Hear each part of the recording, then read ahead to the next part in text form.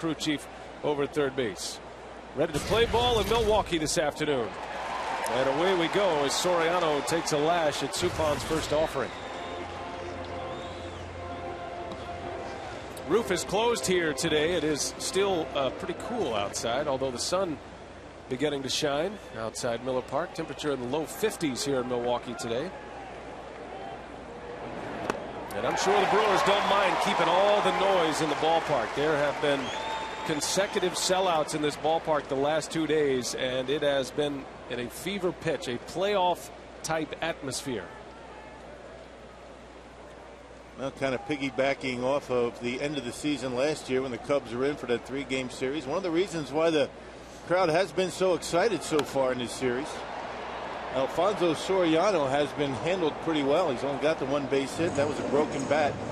Base hit his last time up last night. Keep that guy off the bases, keep him in the ballpark, pretty good chance to win. Yeah, Soriano 1 for 8 with a walk in this series. Has 1 RBI, drove in a run with a sacrifice fly on Friday night. The Brewers won a thriller Friday. Braun hit the big 2-run homer in the 8th.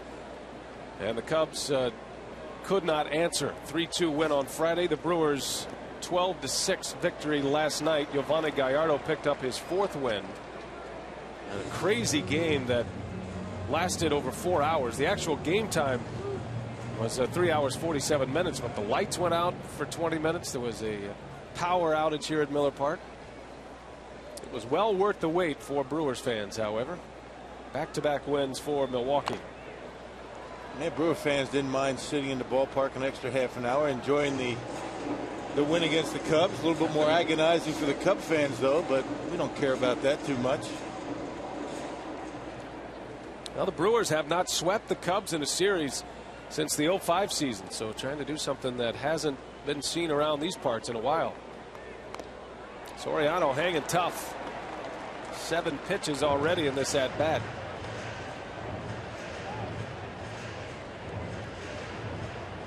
Cubs did make a roster move today. Chad Fox injuring his elbow, which has been surgically repaired 3 times. He's placed on the disabled list. Jose Escancio is in the big leagues. Excuse me, Escanio for the Chicago Cubs. So at least Piniella today feels like he's got some arms to go to. Marmol has had 2 days off. So has Kevin Gregg. Yeah, Escanio, a guy that threw well in spring training. He was going for the number 5 spot in the rotation. Cubs decided to send him down. He's got a good arm. Another foul ball. What an at bat here for Soriano. 9 pitch at bat already. Still a 2-2 count.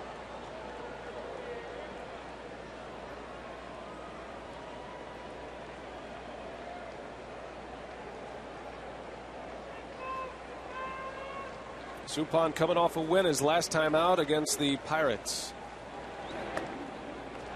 And Soriano works it full.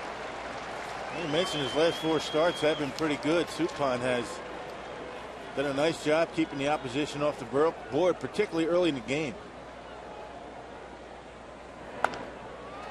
And on the 11th pitch of the at-bat, Soriano grounds out. It was a battle, but Supan gets his man. And 1 away here in the first. And another effective pitch for Sup in his last 4 starts. That changeup. You see what he did against the Pirates. Not quite got through 6 innings, but only 3 runs on the board, 5 base hits. Here's that changeup. Soriano right on the end of the bat.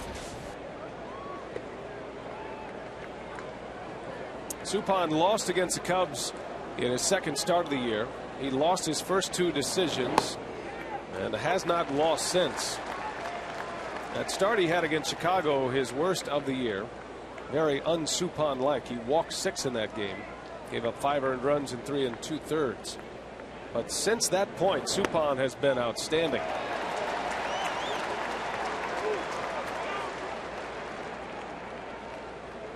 Supan had 3 consecutive starts with at least 6 innings, and pitching into the 6th his last time out. He went 5 2/3 total. Yeah, check out how far out in front Soriano is on that Supan changeup. You see he's way up in the box. And even though he's way up in the box, still can't wait back enough on that changeup. Miles down on strikes. So the first pink bat of the afternoon doesn't get used as Suppan strikes out Aaron Miles. Right on the outside corner, and Phil Cuzzy liked that one. Didn't like the one that was on the inside corner. Looked like a pretty good pitch as Jason Kendall holds it there for him. Good to see the umpire into the spirit of the pink batting gloves. Or I should say wristbands. Fukudome with 2 outs. Strike one. Boy, Suppan throwing a lot of strikes early. See his first 2 starts, 0-2 and a 12.91 ERA. But in his last 4, Suppan has been terrific. Yeah, last 4 starts, he's only walked 8. That's the key. Early in the season, walked a season high 6 batters against the Cubs.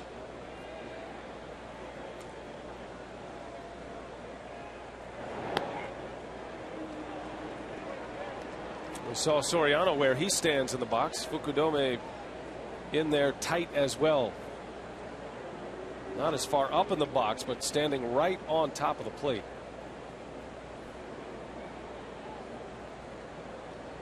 Suppan coming inside, and Fukudome pulls one foul. There's a reason why a guy stands in a particular spot in that batter's box. Fukudome on top of the plate, so what do you think he wants? He wants the ball in on him, right? If he wanted the ball out away from him, he wouldn't be that close. Suppan tried to come inside. Fukudome got good wood on it. Back in there, the 2-2. Just missed. That's been a good pitch for Suppan. That particular pitch has been the reason he's had some success lately. That comeback sinker on the inside corner to a lefty. Yeah, he and Dave Bush used that pretty effectively. That is a tough pitch to command. 3-2. And that one's belted into right center. That's going to go to the wall. Fukudome will round second and head to third. Weeks' throw is late, gets by Suppan there to back up. And it's a triple for Fukudome. And a good play by the Brewer pitcher to save a run. Well, nobody should be a spectator on any play, and as many times as you back up bases when you're out there on the mound, 98% of the time you're not going to have to deal with anything, but at this time it saves him a run. Fukudome, a good job staying back on that changeup, rips it into the gap. Fukudome runs very well, able to get into third base with 2 outs.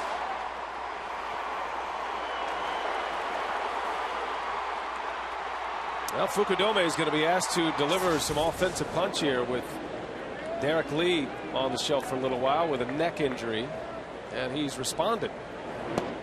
Triple for Fukudome, his first of the year, hitting over 300 this season, and he's driven in 17 runs. So in a lineup without their big boppers, Fukudome and Milton Bradley will be called upon to carry the load. Bradley with a pink bat this afternoon, and he hits one high in the air to center. This is playable. And Suppan a scoreless first. Now the Brewers stepping up to hit against the lefty Sean Marshall.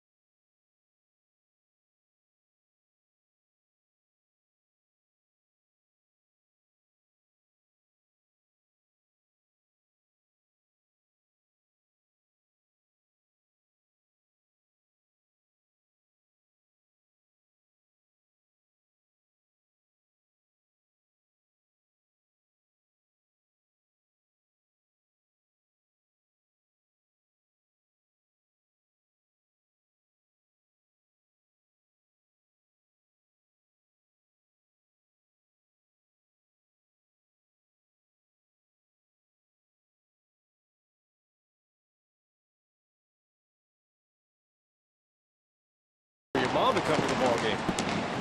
Ken Maka and the Brewers 18-13, a game back in the Central. They have fought their way back after a slow start.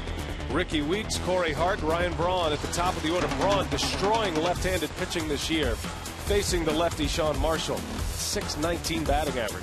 Middle of the order is fielder Cameron and Hardy, and then Hall, Kendall, and Suppan rounded out.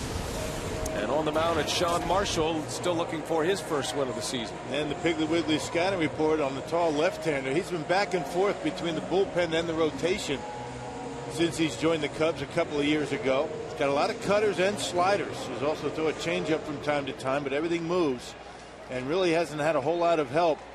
2 runs in each of his last 3 starts the Cubs have scored for him. Split time last year between AAA Iowa and the big leagues with the Cubs. Put up good numbers for Chicago last year, mostly out of the bullpen, but he did make 7 starts a season ago. Had an earned run average last year of .386. 26-year-old left-hander in his 5th season. Ricky Weeks, pink bat in his hands today. He's off to a great start. 6 homers, 20 RBIs. Looking at 2 of the premier run-producing leadoff hitters, and Weeks delivers deep to left, and with the pink bat, a long ball for Ricky Weeks. Happy Mother's Day. The Brewers on top 1-0.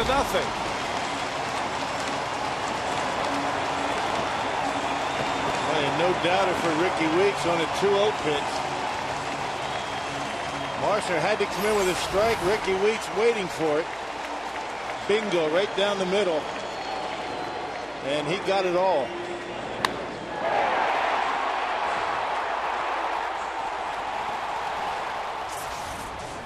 '40th home run of the year for the Brewers as a team. This is game number 32.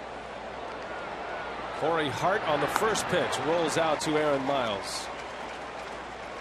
So the trend continues for the Brewers with the pink bats. It was Bill Hall in '06 and '07. Ryan Braun hit 2 home runs with a pink bat last year. And Weeks delivers with 1 here today.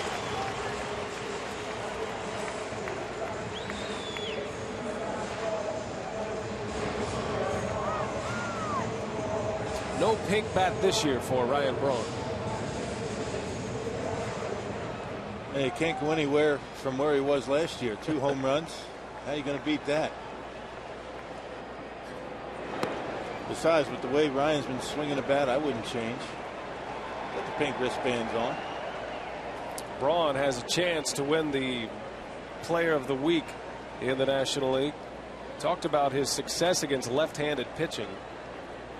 .619 batting average. That's 13 hits in 21 at-bats, and that includes 3 home runs. Check the Firestone leaderboard up above. Phillies at 42 home runs, leading the Brewers by 2 now. Rockies and the Cubs, a couple of teams that hit a lot of homers as well.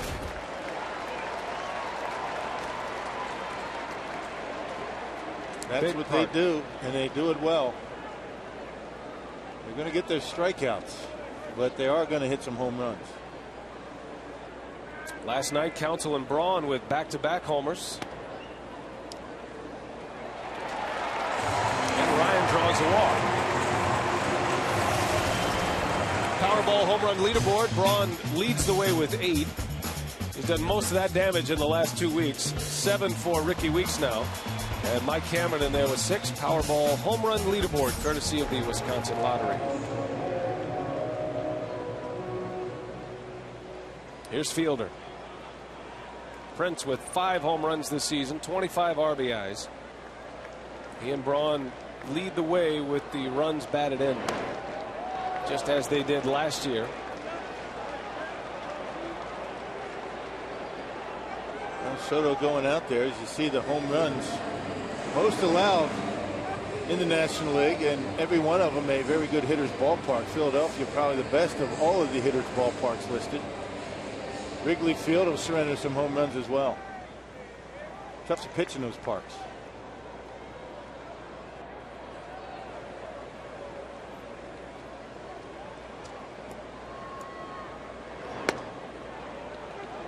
saying Soto going out to talk to Sean Marshall, just trying to calm him down. The Cub pitching staff walked 9 yesterday. One of the reasons why the Brewers were able to get so many runs late. Matter of fact, 4 straight walks in the 8th. 9 walks, 11 strikeouts for Cubs pitching yesterday. Kind of eluding what you were talking about. That's without a bottom of the 9th, by the way. Right. That's 8 innings, yeah. There were 41 base runners last night. 41 without a bottom of the 9th.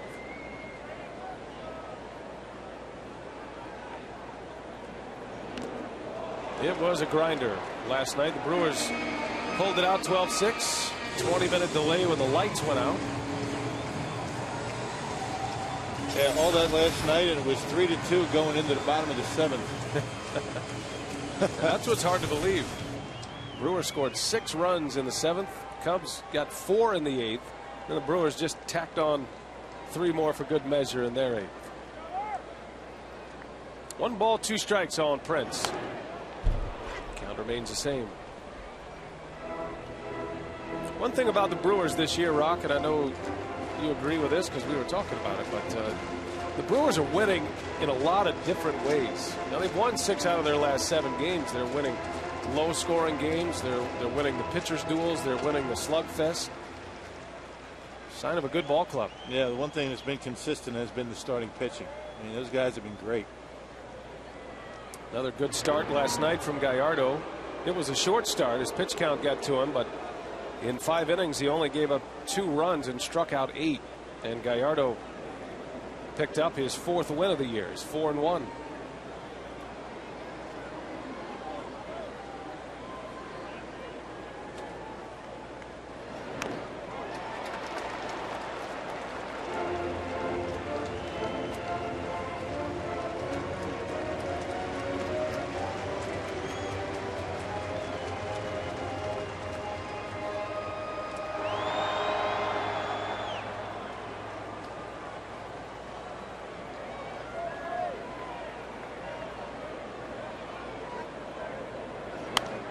Fielder skies one right up the pipe. When it comes down, it'll be an out. Wow. I think almost hit the roof. Second out of the inning. Yeah, just missed that one. Had a pretty good pitch to hit. Got under it just a little bit. Actually, a lot. And Prince knows, you can see his reaction. I want that one again. Give me that one next time up.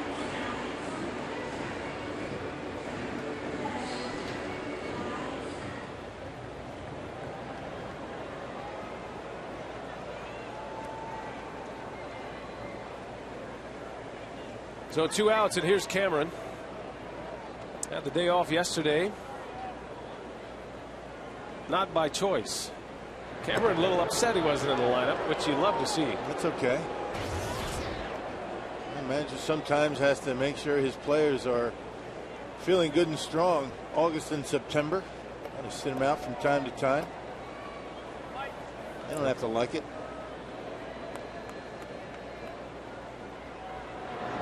As Maka mapped it out, he likes to give off days to his veteran players. Piggybacked with a scheduled off day. The Brewers are off tomorrow, but once the pitching assignments came out and Marshall, the left-hander, pitching today, well, he backed it up, decided to use Saturday as Cameron's off day, his 3rd off day this year. And Prince Fielder, the only Brewer that has started every game. And for the Cubs, Ryan Theriot was that guy. He had started in all 30 and not in the starting lineup here this afternoon. He was hit in the ribs yesterday, but available today. Yeah, Jorge Julio stuck him good in the ribs. Not on purpose, but that one had to hurt. It was one of those that hit the ribs and just fell right straight down. That's when you know you got it good. Plugged.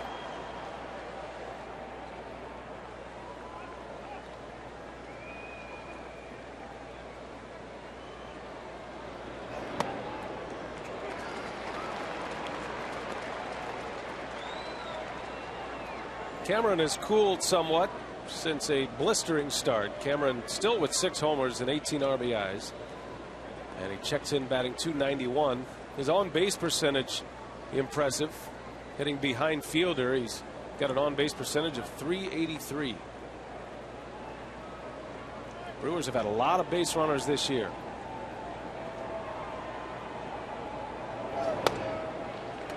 Yeah, Milwaukee is second in the National League in walks.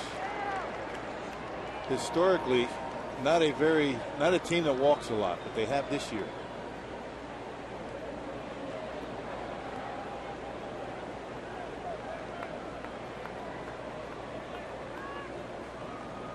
Ryan Braun over at first. The Brewers have a run in on a Ricky Weeks home run.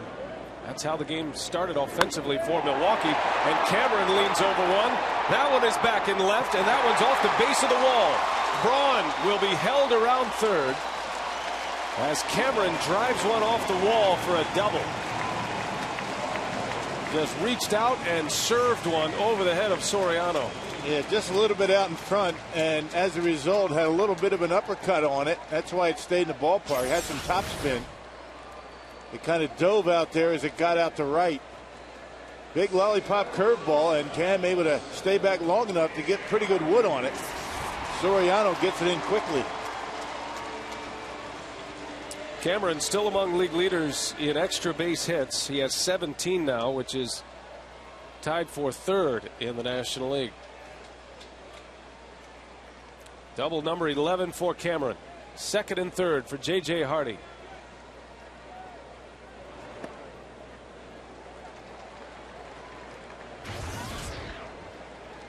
Hardy breaking out the pink bat today. Takes a lot for a major league hitter to change a bat. I mean, if they don't feel the same, if the weight doesn't match up. So it's impressive that a number of Brewers are already using the pink bats. You know, they take batting practice with them. They all have the option to use them. You knew Billy Hall was going to have one in his hands. I think Bill would use a pink bat every day of the year if they'd let him. Yeah, Billy's got a lot of pink going on today.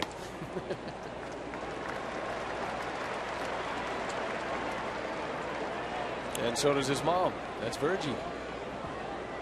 Good seat out there in the air train zone. It's a good spot. She's been a big part of some Mother's Days here at the ballpark.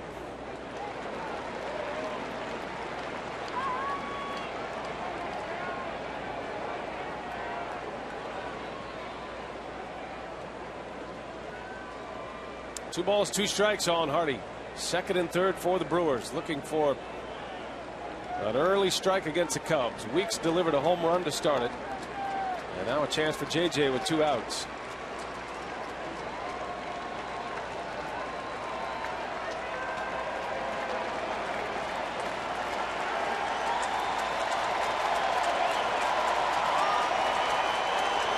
And Soto and Marshall unable to sync up here.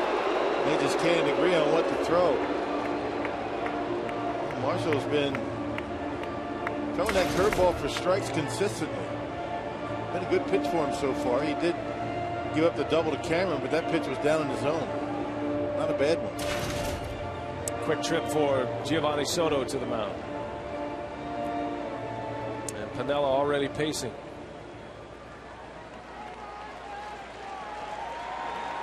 Second and third, first inning.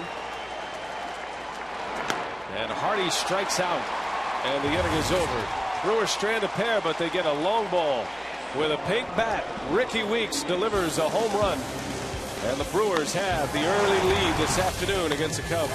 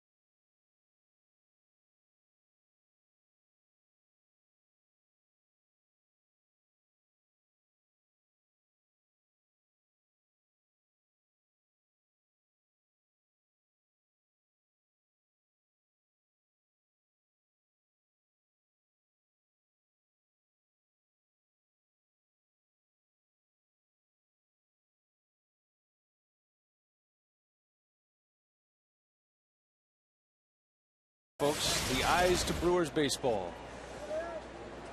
Our carsoup.com email the booth question. Showed you that meeting between Soto and Marshall. And Rock, what is the funniest meeting on the mound you can recall as a player? Mike Morgan in Milwaukee. Wow. Probably a lot of meetings that you can't really share with us on the air, but I'm interested to hear that as well. Okay, well, let me think about it, right?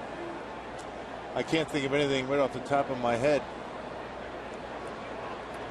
Did you go to the mound at all during the no-hitter? I don't recall. That's a long time ago. I do remember in college. That was my freshman year. College, big college. Clemson. Clemson. White shoes. Yeah. Bill Wilhelm, manager, told me to go out and talk to the pitcher. He was getting roughed up a little bit. Basically, just to give the guy in the bullpen time to get loose. So I went out there and I said to this guy, he was one of the seniors, he's been around a while. I said, I don't have anything to say to you. I just was supposed to come out here and give the guy time to get loose. He didn't like that too much. That is the ultimate sign of confidence for a pitcher. Yeah. But, you go out there in situations like that when the manager gives you this, like go talk to him, we're in trouble here. You have to come up with something. Hey, bend your back a little bit. You might want to throw this guy some change-ups. Breathe through your eyelids. I wasn't very diplomatic back then. Some would say I'm still not very diplomatic, but you have that effect on people. You're kind of an honest, upfront kind of guy. Yeah. And when you go to the mound and tell a guy that you're just out here to buy time for the bullpen, because if you throw one more pitch, this game's over. I think people appreciate that. Yeah, I'm an honest guy, right? It's a nice pink shirt you have on today, by the way. I like it. Well done.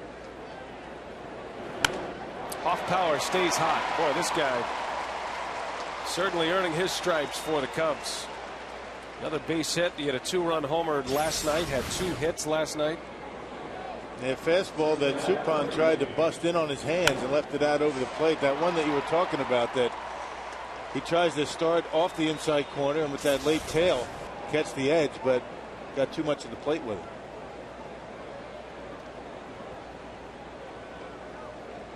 Leadoff runner aboard for the Cubs, and here is Giovanni Soto.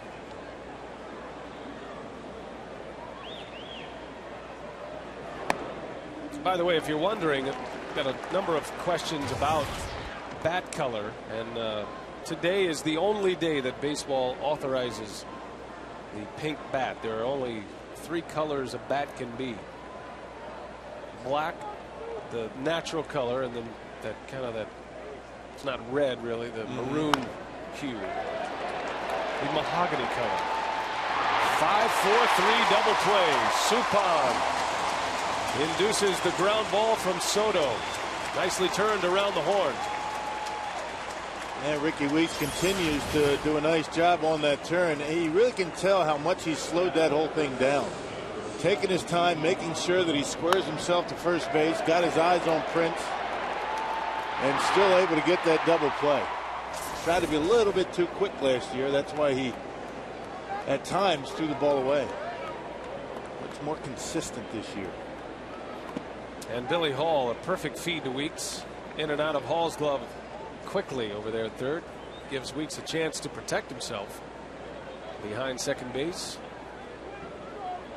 Ricky has a strong arm. Showed it off right there. Now Weeks handles this one. Fontenot retired, and Jeff Suppan, a 3-batter inning on Mother's Day. 1-0 Crew.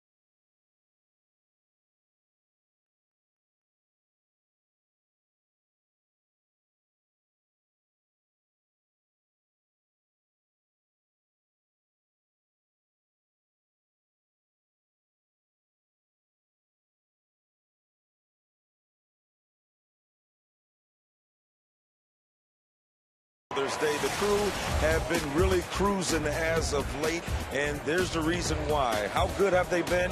Well, they've posted the best record in baseball since April 22nd. That's spanning over 18 games, and one of the biggest reasons is team ERA. They have a 3.22, which also ranks best in the majors. So as you saw, they rank 4th in home runs and 3rd with 103 runs, and these guys really got it going. B.A. and Rock.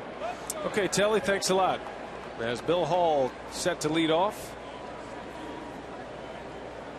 Bottom of the order for the Brewers here in the second inning. 1-0 Milwaukee.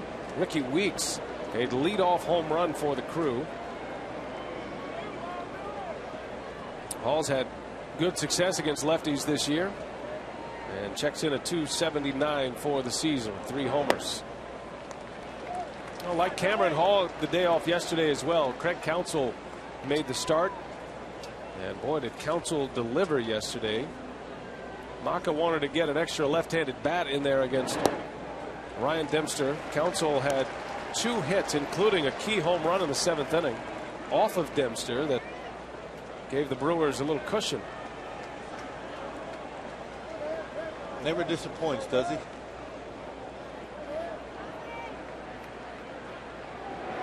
And Hall lines one left field. Soriano gives chase, and it's to the bottom of the wall. Hall on his way to second with a double. What's Soriano doing in the outfield? My goodness. That play that looked funny out there, didn't it?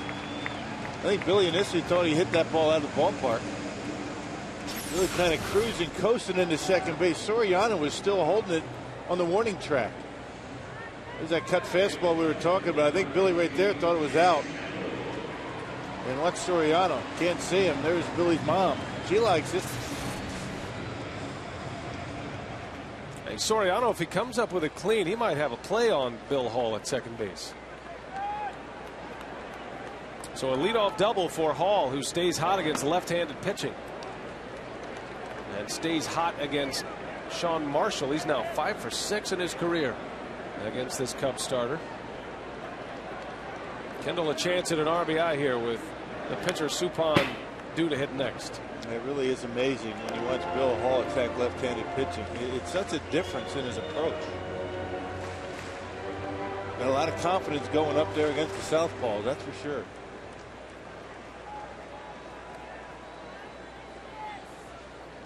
Hall with good speed should be able to score on a base hit. And Kendall down the left field line, and this one's going to fall fair. Hall scores easily. Soriano kicks it in left field. Kendall around second, and now he's on his way to third. The throw comes in. Kendall safe at third. A belly flop as Jason Kendall not only delivers the run, but challenges the Cub left fielder.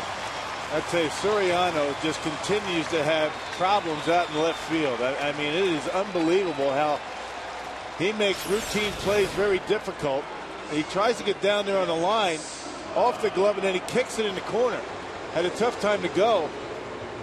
There he goes. He kicks it, and by the time he goes to get it, can't pick it up. Look how nonchalant he is with that baseball. It's incredible. And Jason Kendall gets into third base. I told you about how he was kind of nonchalant with that ball that Billy hit. Now Suppan. Oh, what a great play by Fontenot. He's going to get the out at first. He almost turned that into a double play. How about that play from Mike Fontenot? Now you get that kind of an effort by Mike Fontenot right after you see the most nonchalant play you're going to see in left field. Well, that's maddening for Lou Piniella. Yeah, you just hate to see that. I mean, back-to-back plays down there. It's almost as if he doesn't want to be out there. Check this out. He's almost able to get a double play there. That's incredible. Good job by Jason to get back. Kendall just stepped over the glove of Fontenot. Otherwise, he's got a double play right there. So 2-0 Brewers. Kendall exposes Soriano's lack of defense. And that'll go as a triple for Jason Kendall. Tell you what, when Soriano kind of took that roundabout turn after he had the ball in his glove, that's the moment Kendall broke towards third base. He never stopped running. But he was content with a double until he saw that. Well, you just got to get a better effort than that. I mean, it just looked like you're going to give an effort. Terrible.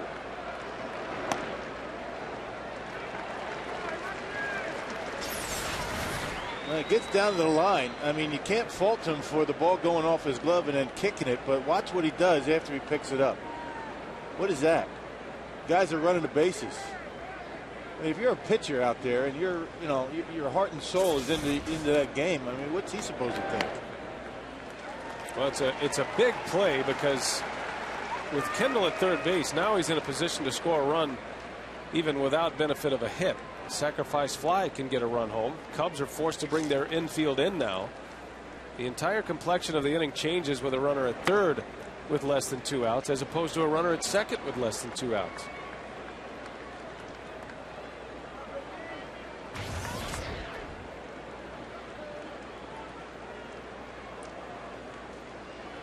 Cubs fans have seen it before. Yeah.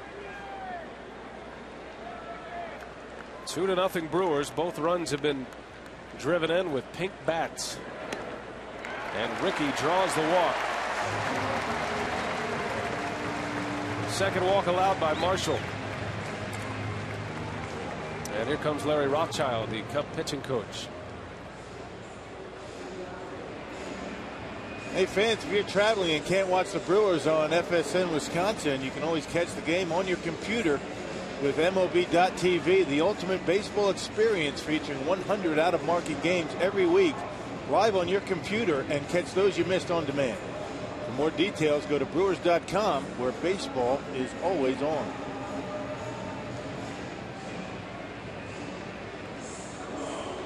Well, the Brewers, a lot of base runners already today. Scored a run in the first, stranded 2. A run has scored here in the second. Now runners at the corners for Corey Hart.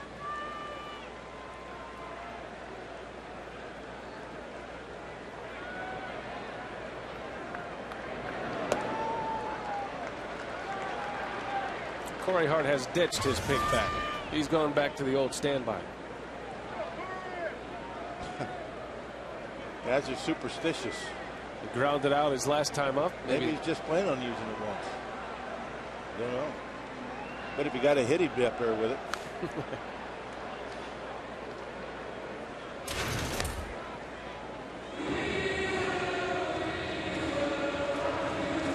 What's amazing about big league hitters, you can, and Rock, you're still this way. I mean, you can give a guy a bat. He wouldn't have any idea how much it weighs or how much or what the length is, and he'll tell you almost to the 10th of the ounces. A guy just knows. You know, they basically have a bat in their hands pretty much 10 months out of the year. And you get a bat order with a dozen bats, you pick up every one of them. No two are going to feel exactly the same. And guys can tell. You can tell if the handle is just slightly thicker, where the weight is distributed. It's always a fascinating conversation down there. Hart out to the shortstop Miles for out number 2. Little soft liner, and Marshall has 2 away. Still 2 aboard for Ryan Braun. And Brewers trying to stay back on that off-speed stuff from Sean Marshall, just a little bit out in front.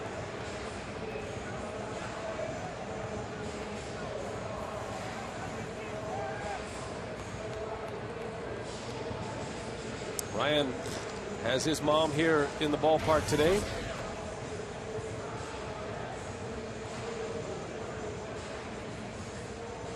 Wonder if she's going to be running in the sausage races today. She's done that before. Yeah.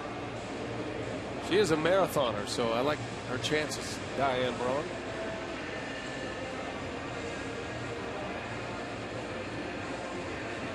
So I guess if the Clement sausage race was 3 miles, she'd win. She'd be a guaranteed. If it was 26 miles, she'd be a lock. She'd be the only one in the race. First and third with 2 outs. Brewers lead it 2-0. Been a good pitch for Marshall, especially with runners aboard. That's the pitch he struck out J.J. Hardy on back in the first with 2 on. A lot of pitches for Marshall already. 43 pitches thus far. We play in the 2nd inning. And this was a day that Piniella was hoping to get a starter deep into a ball game.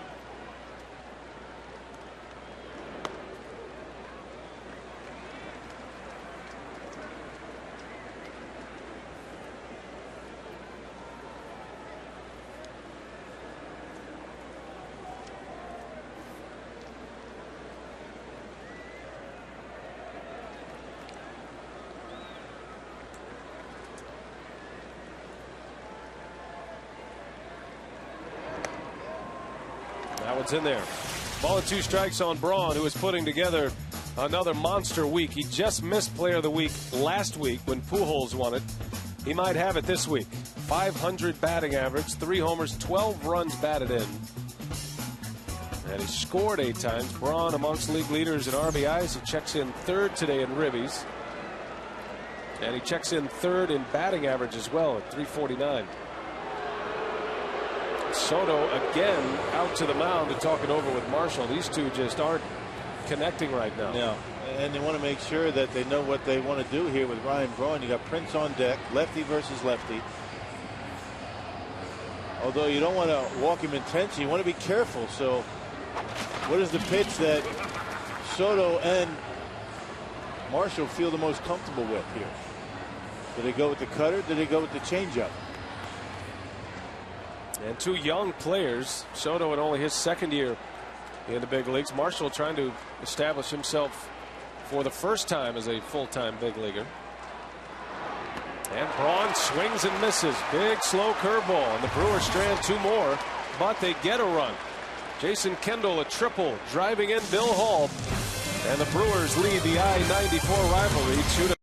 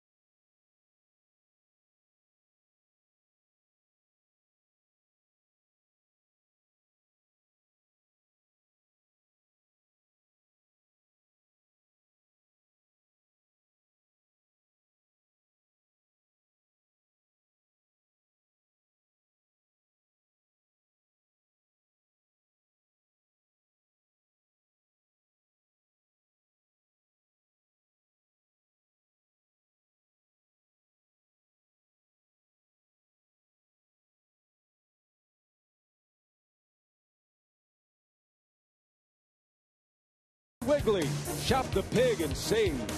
And by Ho Chunk Gaming, Wisconsin. Beautiful Miller Park on a Mother's Day weekend in Milwaukee.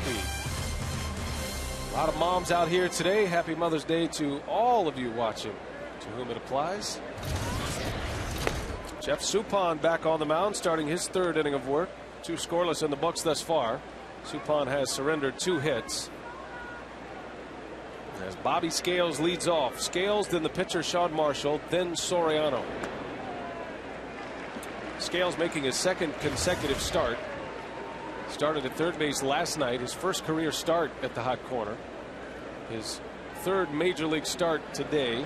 2nd time at 2nd base. A makeshift lineup for Lou Piniella.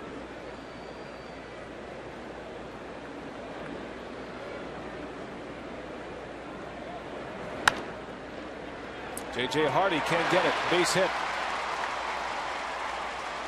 So Scales with his 4th big league hit and a leadoff runner aboard for the Cubs. Hey, want to remind you can help Special Olympics Wisconsin celebrate its 30th anniversary by adopting one of 2,000 athletes competing at the 09 State Summer Games.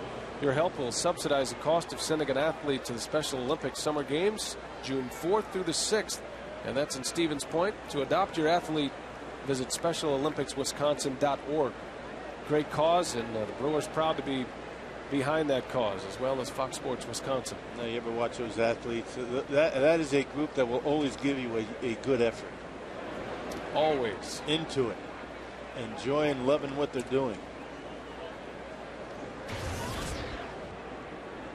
So here is Marshall looking to bunt the runner over.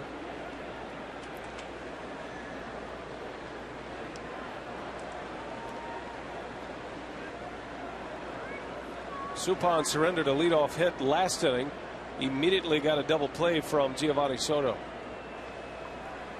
Billy Hall crashing in at third base. And the bunt is a good one. Kendall will take it. His only play, his first sacrifice bunt for Marshall. That's the first sac bunt for him this year. And the Cubs have a runner in scoring position with 1 out. Well, the technique, check it out. I mean, he's got the knees bent. He's got the bat out in front and a perfect bunt right in front of home plate.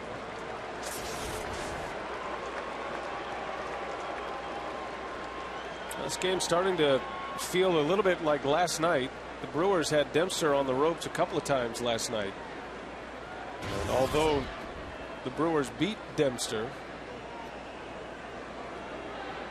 Cubs were allowed to hang around until late in the ballgame.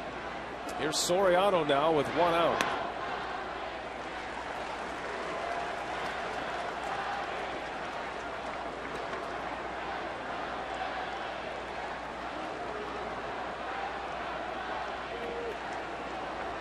Soriano grounded out last time up.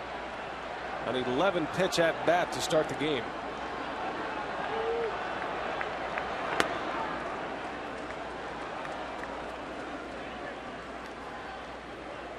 Boy, Gallardo worked him beautifully in an at-bat last night. First pitch under his chin, and then was able to get him out with breaking balls away. It's been a tough series so far for Soriano, but it's not over yet. Yeah, Gallardo struck him out 3 times last night in his first 3 at-bats. That one's hit well, deep center field. Cameron's got a long way to go, and this one is gone. That's the other part of his game. Alfonso Soriano, as maddening as he can be defensively, he swings a big-time bat. And just like that, we're tied. Well, he certainly is going to drive in more than he's going to cost you in the outfield. That's why they put up with his antics out in left field. Changeup, weighted back nicely. He is a dead low ball hitter. If you don't get it in the dirt, he's going to give it a pretty good ride. You can get him out up. You got to be careful when it's down. Very rare that a right-handed hitter likes the ball down the way Soriano does. He is on a short list of big league sluggers that can hit with that kind of power on a pitch in that location. Soriano with 10 home runs now. Second in the National League in long balls from the leadoff position. Now the Brewers got a run in the first, but they stranded 2. And then a run in the second, stranded 2 more. One swing of the bat, the Cubs tie it up. Yeah, look at the bat position. I mean, it's at a 45-degree angle. I mean, your timing has to be perfect with a bat angle like that. Bats in and out of the hitting zone very quickly. But Soriano, one of the guys, as you mentioned, BA, that can take a ball that's about 6 inches off the ground and hit it out of the ballpark.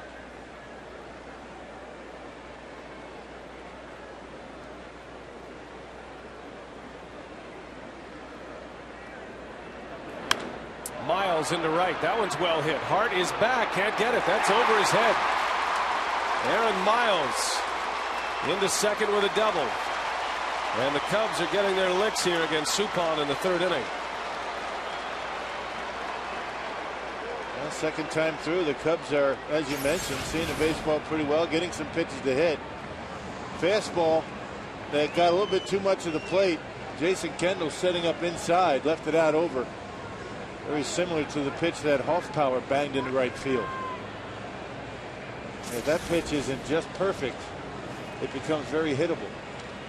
If you leave it too far inside, you might hit the batter. You leave it out over the plate, they get good wood on it. Not a lot of margin for error when you come inside.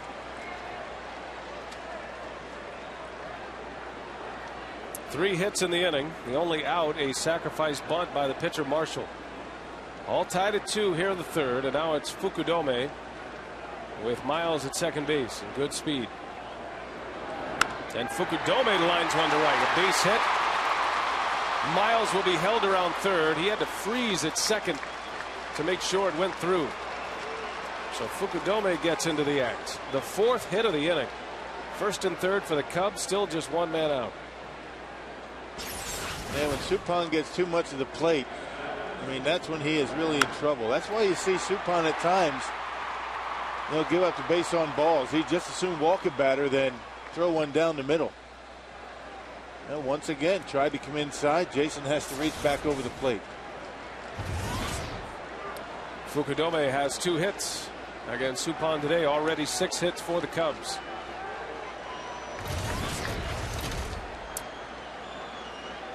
Milton Bradley now has had a good series. Homered on Friday night. Bradley had 2 hits last night, including a triple and an RBI, and he was on base 4 times last night.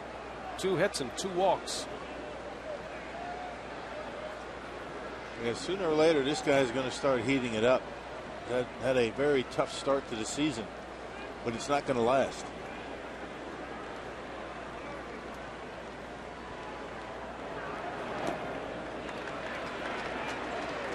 Now, Bradley was an all-star last year as a member of the Rangers.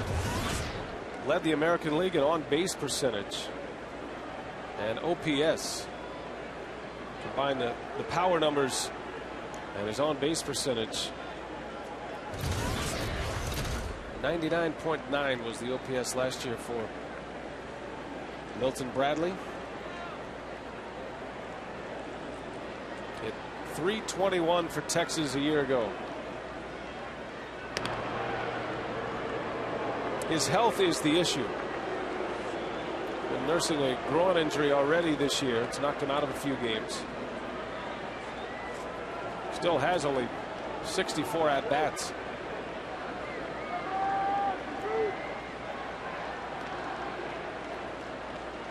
Suppan could use a ground ball here. First and third, 1 out.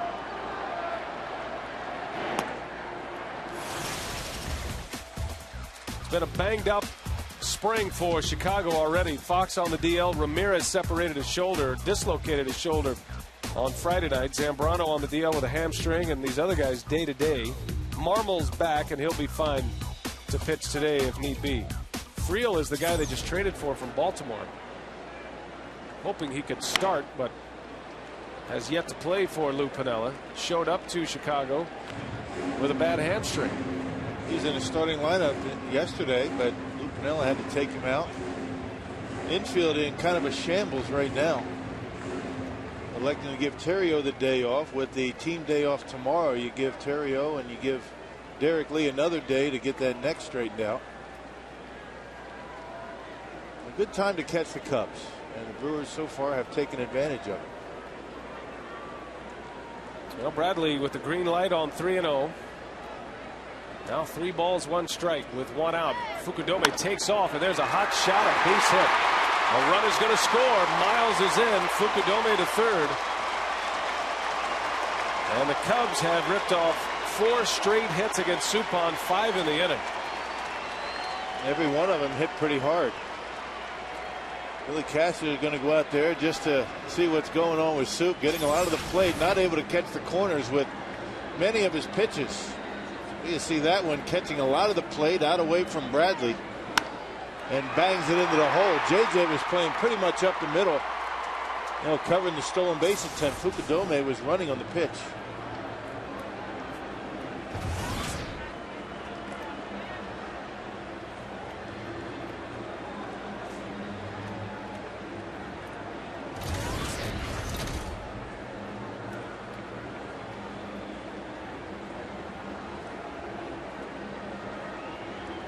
Already a lot of base runners in this game for both teams.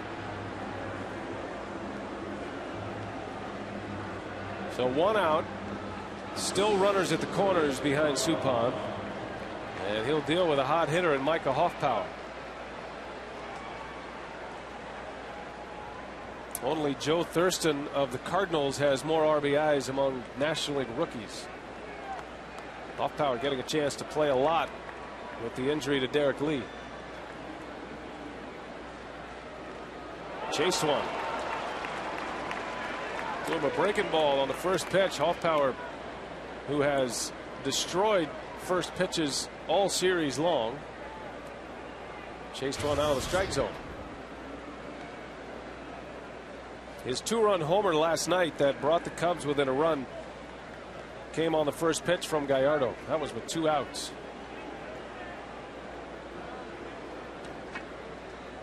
3-2 Cubs. 3 runs are in here in this third inning on 5 hits. That one skips away from Kendall. And Kendall thought the runner was coming to the plate. Now Fukudome is going to score. Man, oh man. Kendall had no idea that Fukudome had stopped.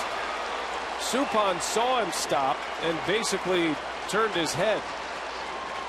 Yeah, Sup was waiting there, but wasn't watching Jason. He was watching the runner go back to third base.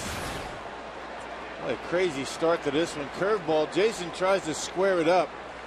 Doesn't see. Check out Hoffpower. He ducks. Suppan's not even looking. That'll be an error on Kendall.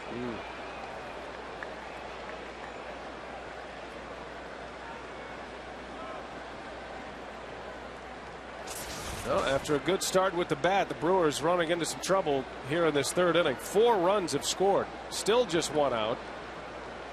And now Bradley in scoring position at second base on the E2.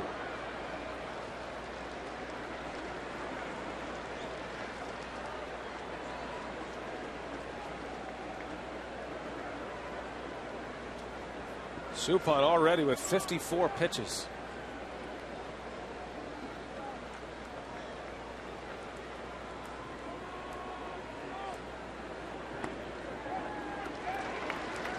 You can see Suppan trying to establish a different pitch. We talked about it on the Piggly Wiggly scouting report. Fastball command is of the utmost importance for Sup. He doesn't throw very hard. Has to establish inside. Hasn't been able to do it, so he's trying to rely on the changeup and the curveball right now.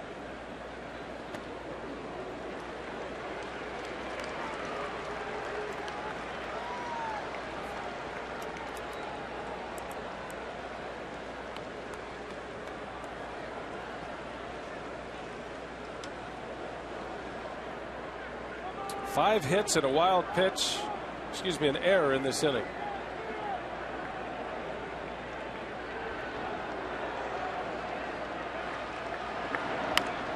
And Hoffpower reaches out. That is a fair ball. Fielder takes it to the bag for out number 2. So Bradley advances. Hoffpower is out. And here comes Giovanni Soto to face Suppan with 2 outs in the inning.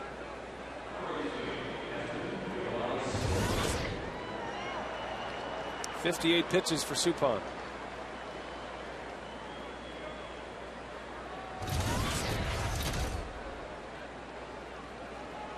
Soto grounded into a double play last time up. He's been nursing some injuries this year. A shoulder injury has affected Soto. His non-throwing shoulder.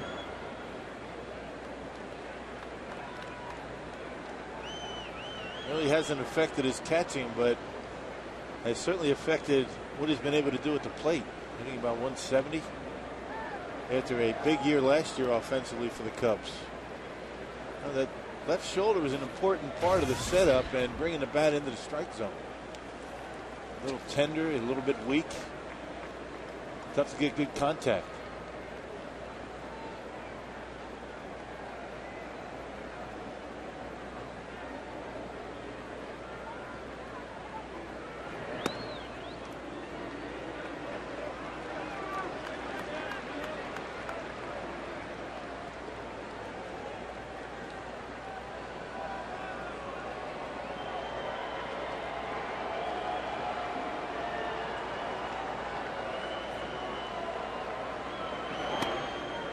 I talked about the momentum swing the last two nights for the Brewers. There were key at-bats that the Brewer relievers were able to win the battle, and it was Soto in each of the first two games. Stetter got him on Friday in a key at-bat late, and then yesterday Soto grounded out against Villanueva, stranding the bases loaded. So he has been right in the center of the Brewers' success as they have been able to keep Soto down. That was a big pitch yesterday from Villanueva, the 3-2 changeup he threw to Soto to get him out and strand the bases loaded. The Brewers would end up erupting for 6 runs the very next inning. Had to get him out twice. Had him struck out, it wasn't called. Then he had to throw the changeup again. He got the ground ball. Strike 2. Soto thought he had ball 4. Count is full. Boy, umpires do not like that at all. And Soto right now, I don't know if he's apologizing or what. Looked like it was right at the bottom of the strike zone. But last guy that wants to do that is a catcher. Right. Got to deal with that umpire all day. 3-2 now. Bradley at third. And that one's outside, ball 4. So Suppan is climbing a mountain right here. This is the 9th man to hit in the inning. And still nobody getting loose in that Brewer bullpen, so Suppan's going to be asked to eat up some innings. But as you mentioned, that pitch count is getting to a point where it's a little bit troublesome at 64. Only in the 3rd inning. Mike Fontenot, 31 pitches in this inning for Suppan.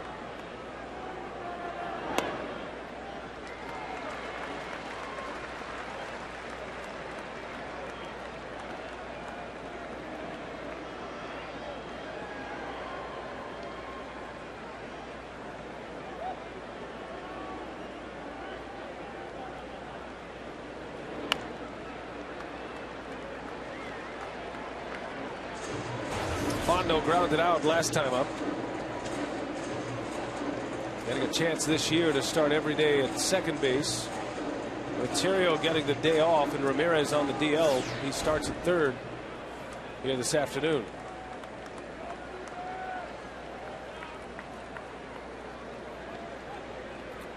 Oh, 2. 1 ball, 2 strikes.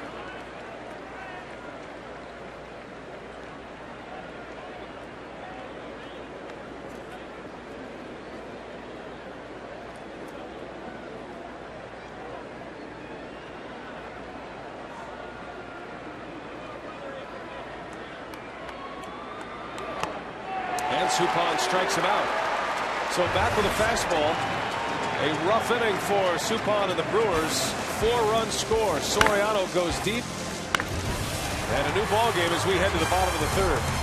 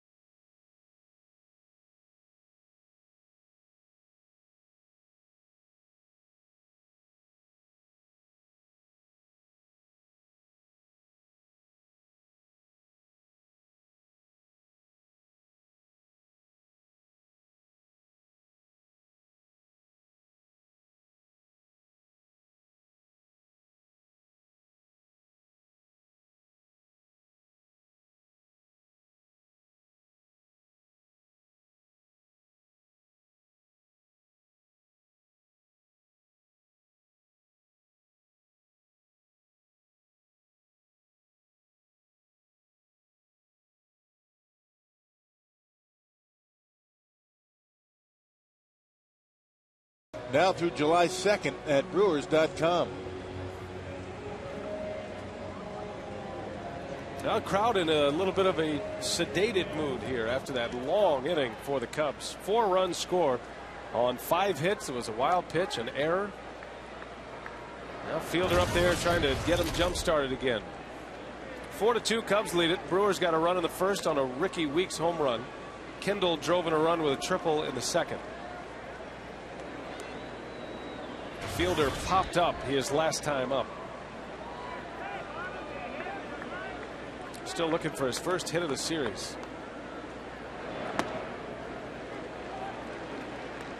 Marshall's shown a pretty good curveball today. His curveball has gotten him out of 2 jams. He struck out Hardy with 2 on in the first, and then he struck out Braun with a slow curveball with 2 men aboard in the second inning. Fielder rolls over one. Off power, flips it over to the pitcher covering the bag, and Fielder is retired. Yeah, when he keeps that curveball down, it's a very good pitch, and particularly when he throws it early in the count, first pitch. It's got him out of some jams, but it's also got him in some jams when he's been hanging it up in his zone.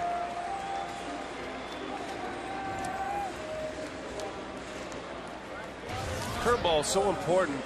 If you have a curveball that you depend on, it's so important to get ahead early, because Marshall's breaking ball is not really a pitch you can get a called strike on. You know, it's such a big curveball, you have to get hitters to chase. It's not in the strike zone long enough. Yeah. And tough to command because he throws it so slow. I mean, it just kind of flips it up there. It's got a big break on it, doesn't throw it that hard, and it can be relatively inconsistent in the strike zone. When it's down, it's very good. When it's up, it's not good at all. Like every off-speed pitch.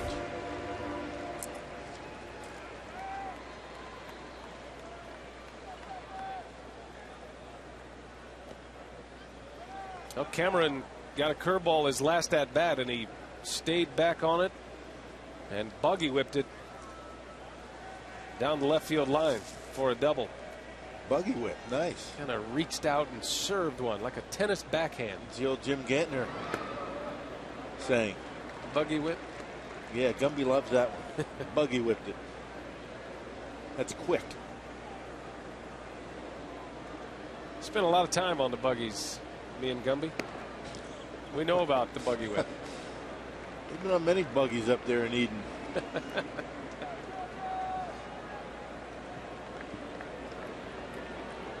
See Jim Gantner quite often. He comes out. He usually ends up in uniform. Throws a little batting practice. Helps out the Brewers before the game with their preparations. It's one thing the Brewers do very well. They stay connected to the past. It's not unusual to walk through the clubhouse and see Gorman Thomas sitting there, hanging out, chatting with the coaches. Yep, Johnny Logan. You see him at the ballpark every day. Jim Gantner, Jerry Augustine. Of course, we've kind of cut into Augustine's rhythm here as Cameron draws the walk.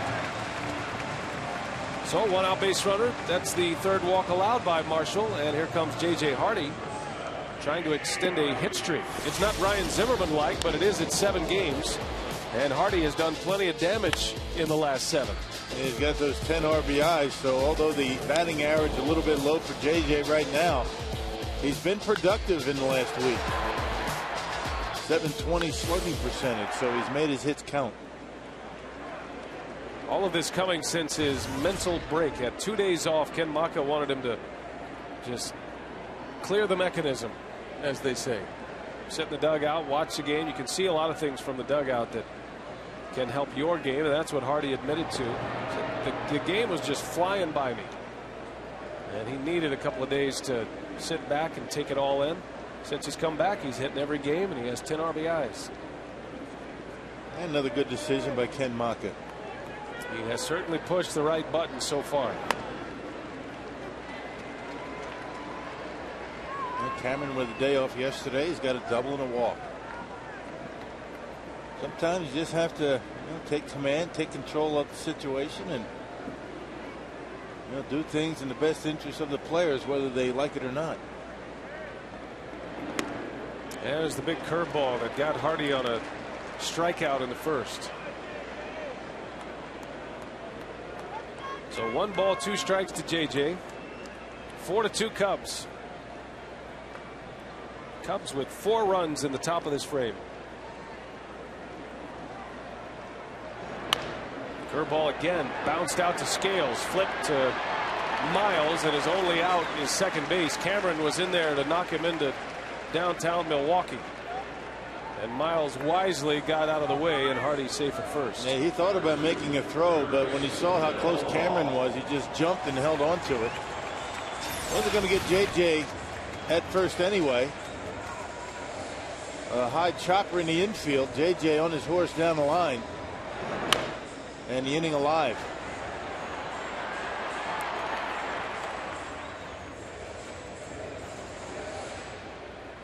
Didn't look like Miles was really in position to turn 2 anyway.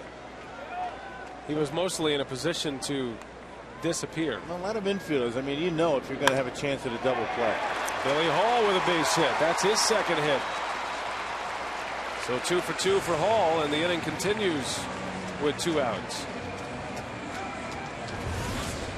Something about that pink bat for Billy Hall. Got to figure out a way to let him use that all the time. Either that or have him, face left-handers every day. Maybe a combination of the two, because he is really on it today.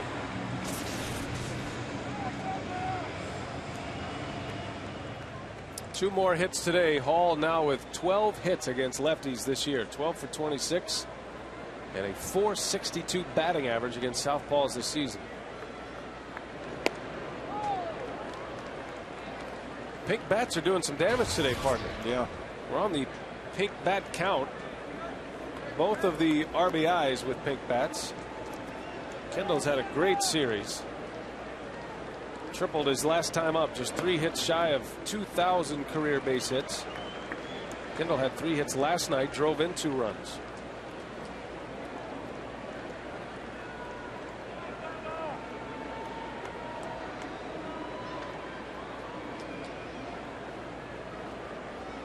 First and second. Well, he waited and still couldn't wait long enough. That slow looping curveball from Marshall. Yeah, timing has to be almost perfect with the way that ball gets into the strike zone. Almost going straight down as it gets to you.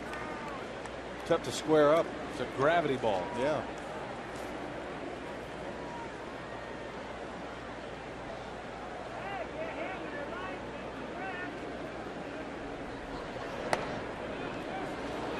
Two and two. Close pitch. I mean, Jason's average up to 242. Was it last week? Was it 150? Yeah, well, when we hit the road trip, Kendall's batting average 167.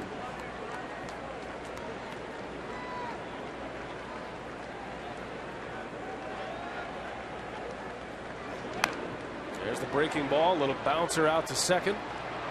And the side retired. So the Brewers again strand 2 runners. They've left 6 on in 3 innings. Still 4-2 Cubs.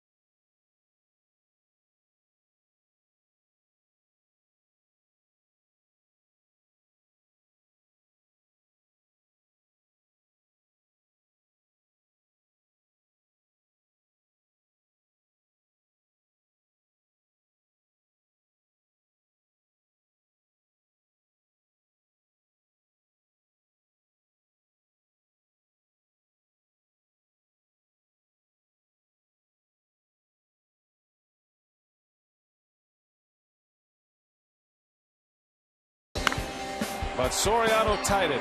2-run home run off Jeff Suppan in the 3rd inning. Cubs would add 2 more. It was a wild pitch and an error by Kendall. Kind of a crazy play that allowed the 4th run to score. A little sloppy in the 3rd inning for the Brewers. And it's 4-2 Chicago. That's a good looking family there. A lot of pink in the ballpark here this afternoon. Happy Mother's Day to all. Everything that I own that is pink, I'm wearing. You've been saving for just this moment. That's right. A little flare by Scales. Hardy will run it down for out number 1. 1 pitch, 1 out. Suppan could certainly use a quick inning here. That leads us to our Aflac trivia. Since '06, which 2 Brewers are tied for the Major League lead in home runs on Mother's Day? Since '06. 2 Brewers. Pink bats. That's when the pink bats started, '06. And if you saw our open today, you've got the answer. See, that's the key. It might even be on Twitter. You never know. Sometimes they'll tweet the Aflac trivias. At least they should. Marshall dropped a bunt down his last time up. Sacrifice bunt. Breaks his bat here in an easy play for Hall. 2 up, 2 down. 3 pitches, 2 outs for Jeff Suppan.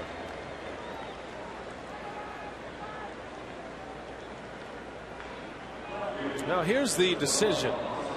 Soriano is a notorious first pitch swinger. 3 pitches though and 2 outs. The mental quest is, does Soriano really realize that it's been 3 pitches? No. And apparently not. No. He's up there hacking. It doesn't matter. If he likes it, he's going to swing at it. Now typically, Rock, and you can correct me if I'm wrong, but when the pitcher makes an out and there's only been 3 pitches, right, the next hitter usually gives him a little extra time to. You get up to the box a little bit, slower. Maybe take a pitch. Take a couple of pitches, work the count a little bit, give Marshall an opportunity to collect himself in that dugout. Of course, with Soriano, he swings the first pitch and might leave the ballpark. So he may get a lot of time to rest, the pitcher.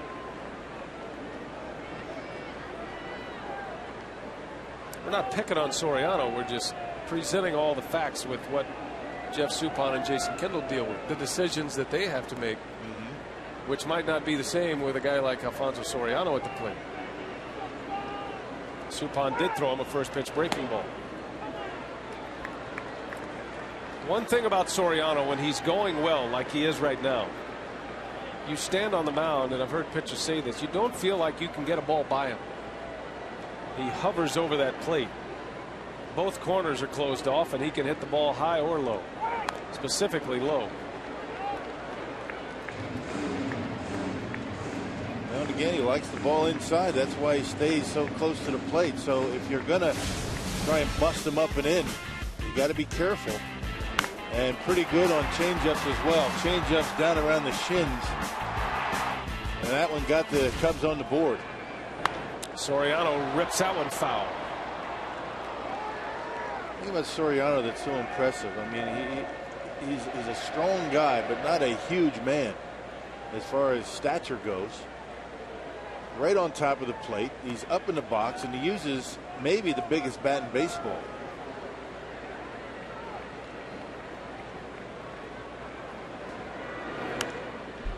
And you don't see many big league hitters with a closed stance anymore. That kind of went out with Mike Schmidt, didn't it? Robin Yount had a closed stance. A lot of the things Soriano does, you don't see too much anymore. Up in the box like that, as we talked about, the big bat, closed stance.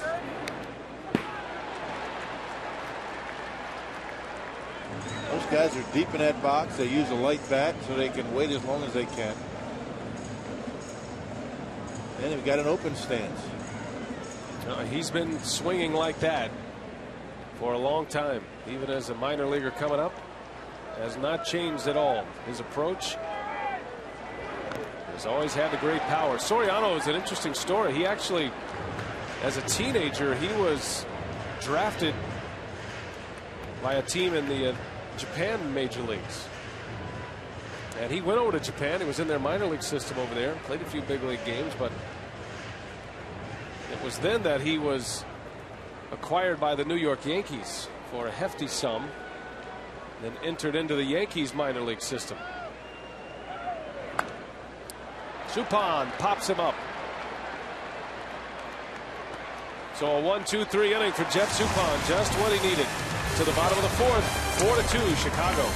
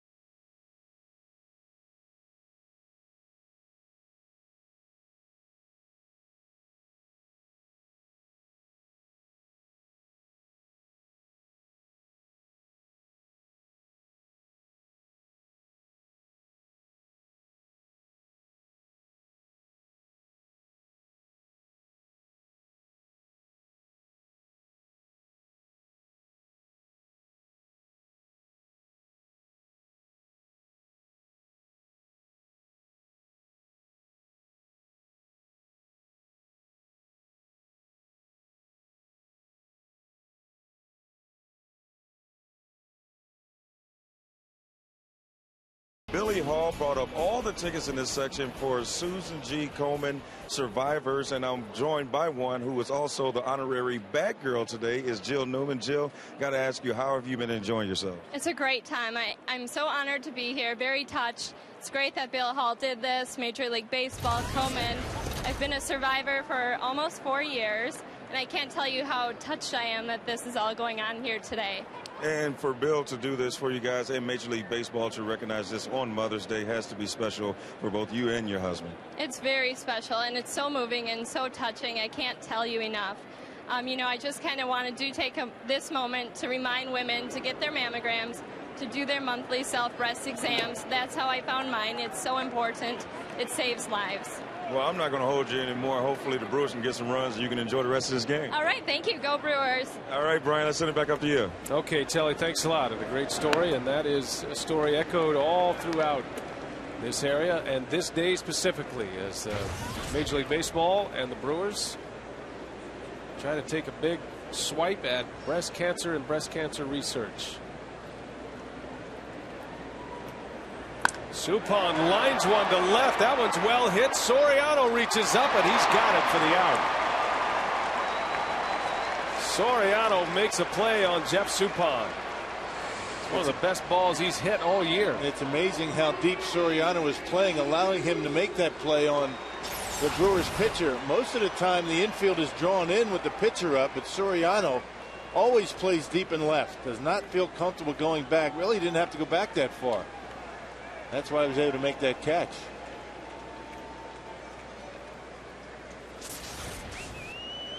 Well, Suppan lines out.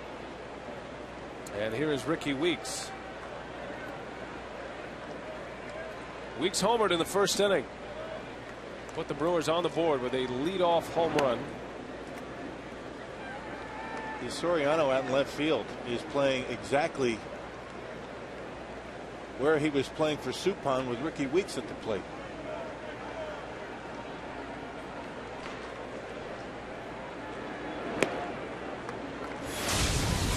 Now Ricky Weeks His Powerball home run, number 7 with the pink bat in the first inning. Launched one off the Friday's Front Row Sports Grill out there. Almost into the soup. Gave the Brewers a quick start. They led 2-0, did Milwaukee, after Kendall drove in Bill Hall in the second. But the Cubs came roaring back with 4 runs on 5 hits in the third inning. Soriano had a 2-run homer in that third.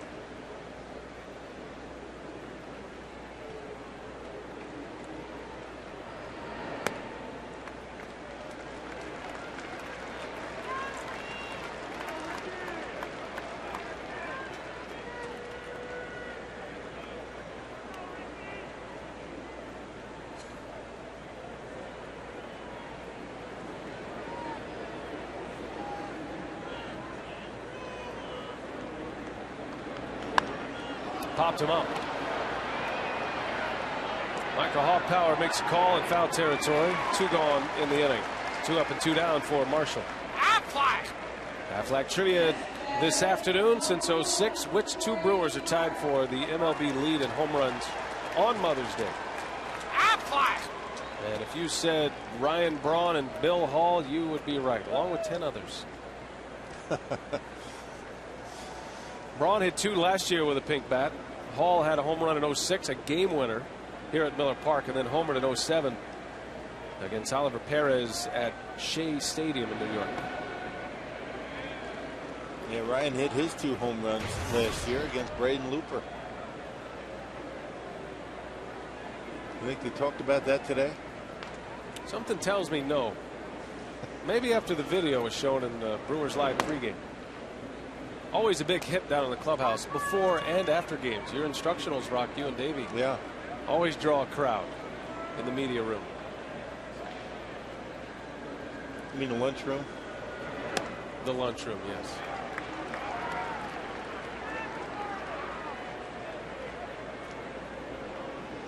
It was a good one last night. Positioning behind the plate. Yeah. How'd your knees hold up? Good. No Ice problem. him down last night? Oh, yeah. No problem. No big deal. Today's a big Davey Nelson day. We're going to be talking about how outfielders use the warning track. A big warning track here in Milwaukee. Yeah.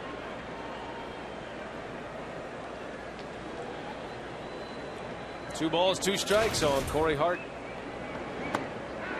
And the curveball gets him. Sean Marshall, his best inning.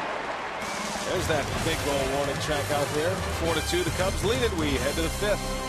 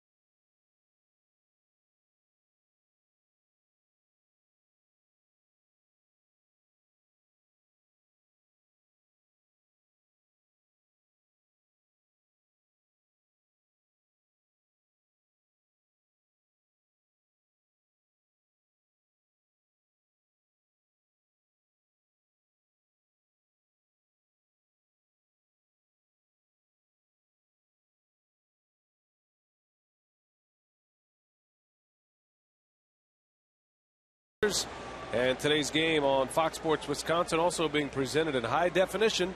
For a complete listing of FS Wisconsin HD cable providers, go to foxsports.com, keyword Wisconsin. color of the day is pink. Mother's Day here at Miller Park. It's Mother's Day everywhere, but it's especially fun here at Miller's Park. Jeff Suppan back on the mound for his 5th inning. Aaron Miles doubled off Suppan last time up.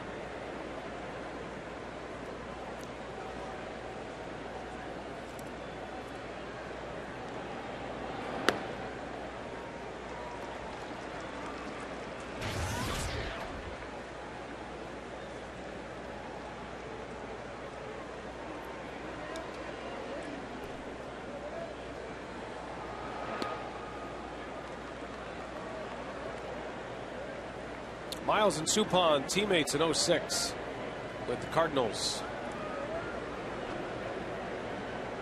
World Series team in St. Louis. The Cardinals beat the Tigers in the World Series. Suppan the NLCS MVP that year. Miles spent 3 years in St. Louis in his first year as a Cub, kind of following the Jim Edmonds trail. Hey, good utility player. Gives you a good at bat, a switch hitter. Play him anywhere in the infield. Even throw him in the outfield if you need to. He looked like an everyday player coming up when he was a rookie with the Rockies. Came up through the minor leagues with the White Sox, but as a rookie actually garnered some Rookie of the Year votes back in 04. As a 27-year-old rookie. That was year Miles at 293. He's hit 300 in the big leagues before. Last season, 317 average, playing in 134 games with the Cardinals.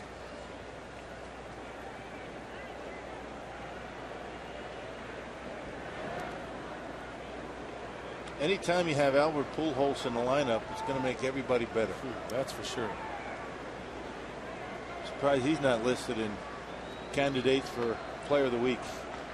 Usually is. He's had a down week this week. I think he's only hitting 300 this week. Pujols homered today in Cincinnati, number 12 for Pujols. Jay Bruce is homered for the Reds. Again. That's his 10th of the year. And St. Louis leads Cincinnati 6-4. Reds have won the first 2 games in that series. Miles hammers that one to center field. Cameron going back, and he's got it. Line drive out. Miles, the first out of the inning, as Cameron played it well. Yeah, typical Aaron Miles at bat. Made Suppan work. Got a pitch to hit up in the strike zone, but right at Mike Cameron. And no problem for Cam in center. On a ball that center fielders tell you is the most difficult to play, the one right at you. Sometimes they hook, sometimes they slice. Cameron's so fluid out in center field. He's made some great plays this year.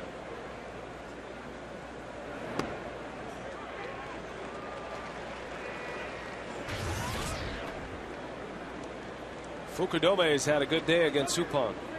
He tripled in the first inning, knocked it over the head of Cameron, deep into center field, and then last time up he scalded one to right. Yeah, not sure if the Brewers want to come inside on this guy anymore. Both of his base hits have come on pitches that they've tried to get in on his hands. Didn't do it.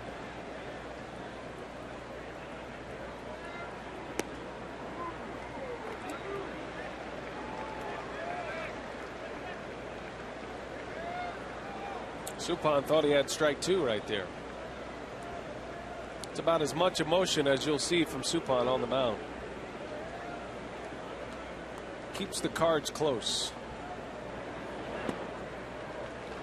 And Fukudome walks.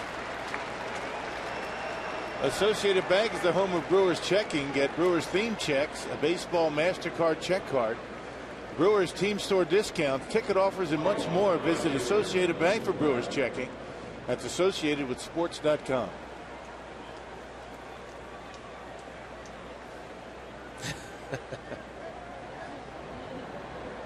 That's not a hard sell. The ice cream out of the helmet.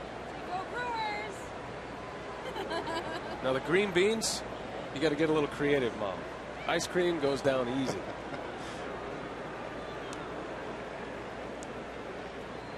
Love to see the kids at the ballpark with moms and dads today. Ice cream and a batting helmet. Nothing better. Wash it out, use it again.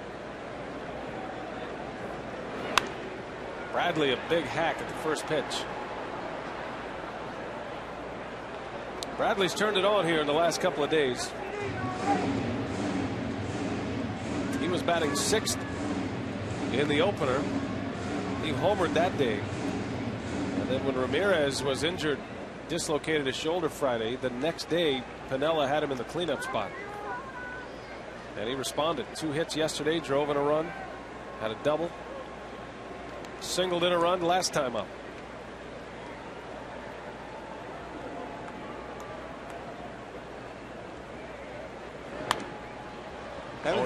Haven't seen him take a ball to the opposite field yet in this series. So the Brewers have tried to pound him inside. Last night, not very successful at it. And maybe see if he can shoot one to left.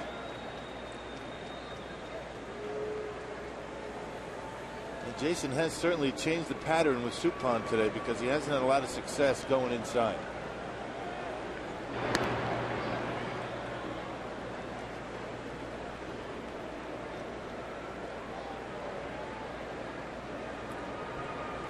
Constant adjustments back there behind the home plate. You got to see what the guy's got, what he's throwing for strikes, what's effective, and go with that.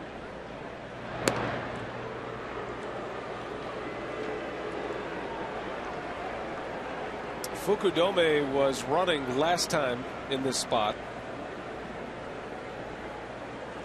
Bradley hit one back up the middle for a base hit. Fukudome ended up at 3rd, and then he would eventually score on that throwing error by Kendall. It was interesting last pitch. Kendall gave Suppan the throwover sign and set up inside, hoping that Bradley would see him. Now they're going to go away with the fastball, trying to set him up. And he bounces one out to Weeks. Flip to Hardy, and a throw gets off the dugout. Bradley safe at first. The Brewers get the lead out at second. There was a couple of decisions that Weeks had to come up with quickly right there. Do you flip to the shortstop covering the bag, or do you take the out at first? I think what he could have done was run right at Fukudome coming down, run him back toward first, throw to first base, and then Prince do the relay back to JJ, maybe get the double play. Bradley running pretty well. You talked about that groin injury. Doesn't seem like it's bothering him too much now.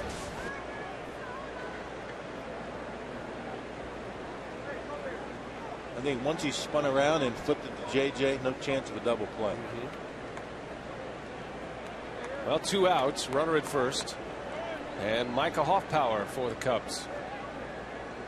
But the one thing you liked about that play, didn't try and be too quick or shovel it backhanded and rolled into center field. They made sure of one. That's the key. He was decisive.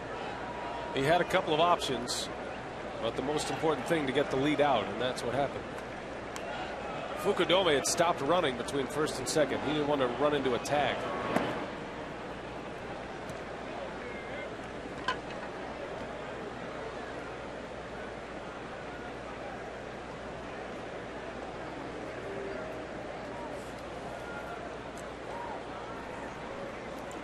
Pitch number 100 coming for Jeff Suppan as we play in the 5th.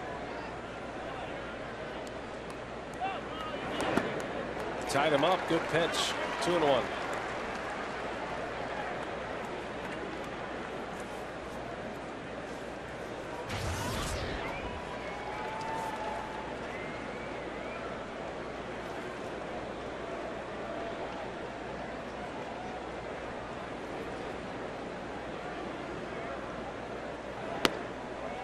Another good one right on the corner. Suppan even in the count with Hoffpower. 4-2 Cubs. Brewers had the early 2-0 lead. Cubs scored 4 runs in the third. 4 runs on 5 hits. Soriano with a 2-run homer.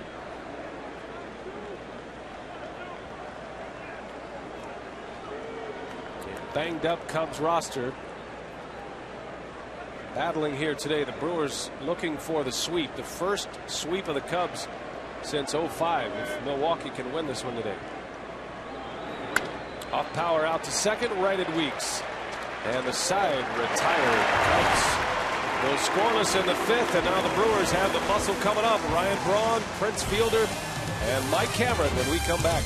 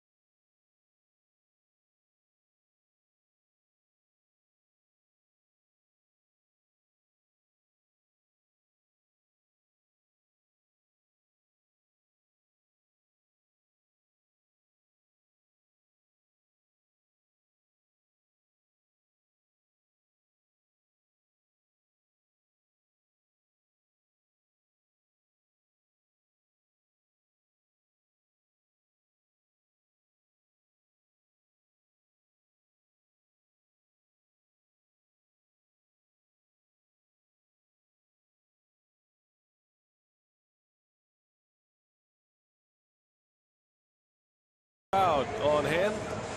Ryan Braun set to lead off. The Brewers down 4-2. And the numbers for Ryan Braun since May 25th of 2007, the day he arrived to the big leagues. He hit second that day. Incredible numbers he has posted. Look at that form on that still frame. That is some kind of everybody looking drive. at the numbers there. I was looking at that still shot of the way Ryan Braun able to keep his hands close to his body, open up those hips, and the power in those forearms. That's what it's all about for Ryan Braun. Quick to the baseball. Putting together huge numbers early in his major league career, and he is up there among some of the greats in the game. Numbers comparable to Albert Pujols even.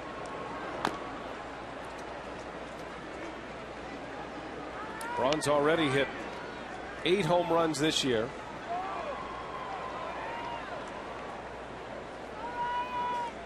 Missed a couple of days last week with the strain in the upper back.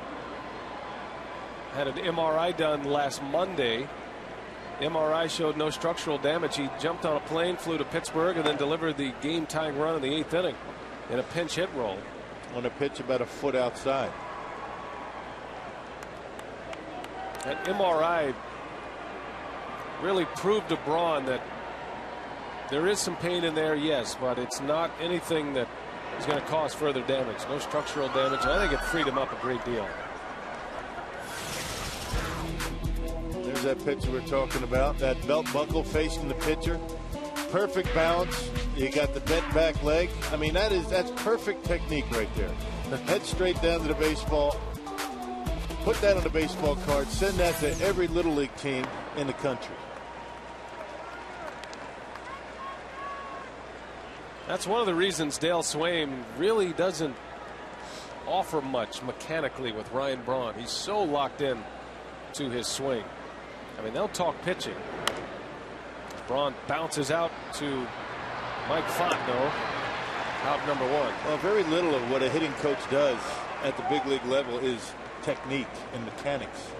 Now you tweak a little bit, maybe raise the hands a little bit if a guy's struggling, but it's mostly what a guy's thinking about up at the plate, preparing them for the pitcher for that day, what to look for, maybe what the thought process is of a hitter when he's not going all that well. What are you looking for? What are you trying to do up there? Maybe sometimes they're not thinking about anything, and when you ask that question, it kind of gets the hitters, yeah, you're right, I'm just looking for the ball, I really don't have a plan.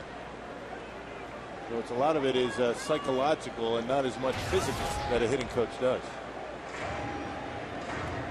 Because if you don't have good technique, they'd never be here.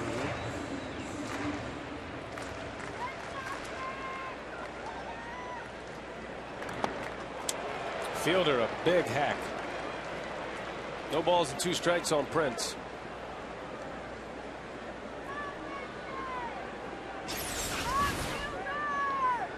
You see the grip on that curveball. It's a dandy.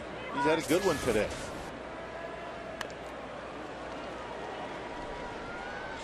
And if it's working, you keep throwing. And Soto has really taken advantage of that pitch against Milwaukee today. Made a couple of mistakes early, but hasn't made too many since the 2nd inning. Coming back with a curveball. Soto wants it in the dirt, got it in the dirt.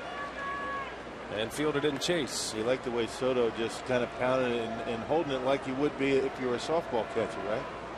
Well, that's where you want it. What's the sense in giving a sign the conventional way, or giving the target? Drop it right in here. And Fielder down on strikes. So Marshall strikes him out. Missed his spot, but in an effective spot to get the punch out. And just caught the inside corner. And Phil Cuzzy bringing him up.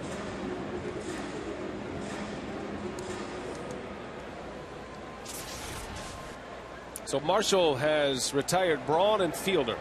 2 outs here in the bottom of the 5th. Cameron takes a ball. This game very similar to last night concerning the Cubs starter. Dempster had given up some runs, gave up 3 runs in the first 3 innings, but kind of hung around and actually got stronger as the game went. The Brewers stranded 6 base runners in the first 3 innings, despite scoring runs in the first and the second. They scored 3 runs in the first 3 innings on Dempster, and Dempster struck out the side in the first and second. But the Brewers still able to put up runs. Crazy start to that one yesterday.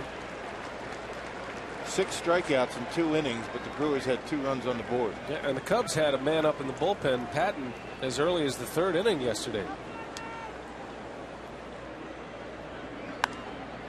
Cameron fouls it away. Marshall has now retired 6 straight since Bill Hall's single back in the 3rd.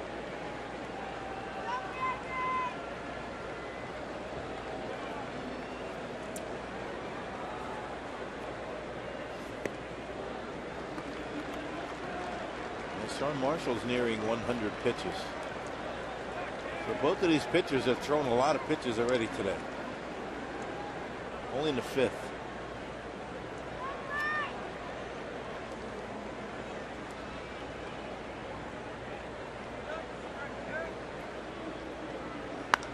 Cameron pops it up. Well, Marshall locked and loaded now. He has retired 7 straight. And the Brewers still trail the Cubs 4-2.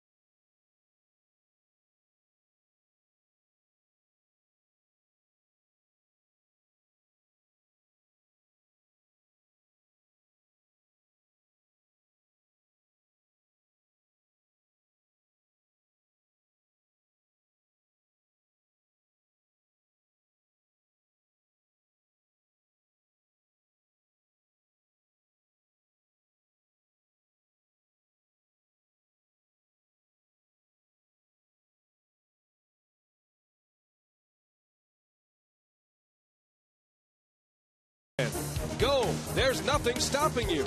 And by Aflac, we've got you under our wing. And today's time of the game winner is Red's Peanut Bar in Arcadia, Wisconsin. If they call the Brewers by 8 o'clock tomorrow morning, 902-4572, they get 40 tickets to a 2009 Brewers home game. There's a number right there.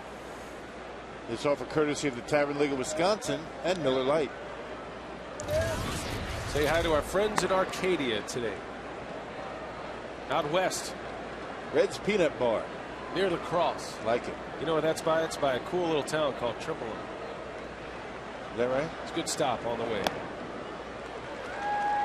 Big Brewer following in Tripolo, Wisconsin. And you know that how? I know it. Soaking up that Wisconsin culture. I just have to have faith in you. We're going to drive through there, sort of. You know, we're going to kind of be in that general area when we head to Minnesota, head to Minneapolis for that interleague series coming up. Yeah. The Twins.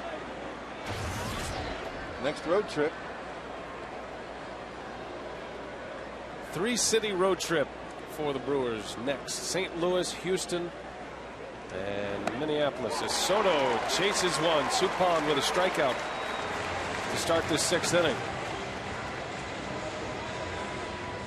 Speaking of the schedule, Miller Lite, what's on tap? Day off tomorrow. First day off in 17 consecutive for the Brewers. And then the Marlins come to town.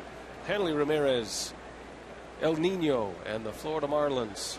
Fox Sports Wisconsin will have the coverage for you. Be a good series with Florida. They renamed their ballpark, by the way, Rock. You'll be happy to know. No longer known as Dolphin Stadium the next time we go to Miami.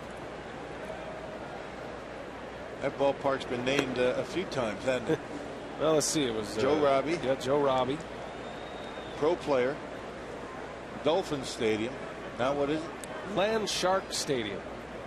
The Shark Tank, they're going to call it. Of course, they have a new ballpark that will be open, I believe, in 2012 is the official opening date. They're trying to get it done by 11, but that's not going to happen. They're going to build the new ballpark in Miami on the grounds of the Orange Bowl, the old Orange Bowl. Right. Sausages are anxious.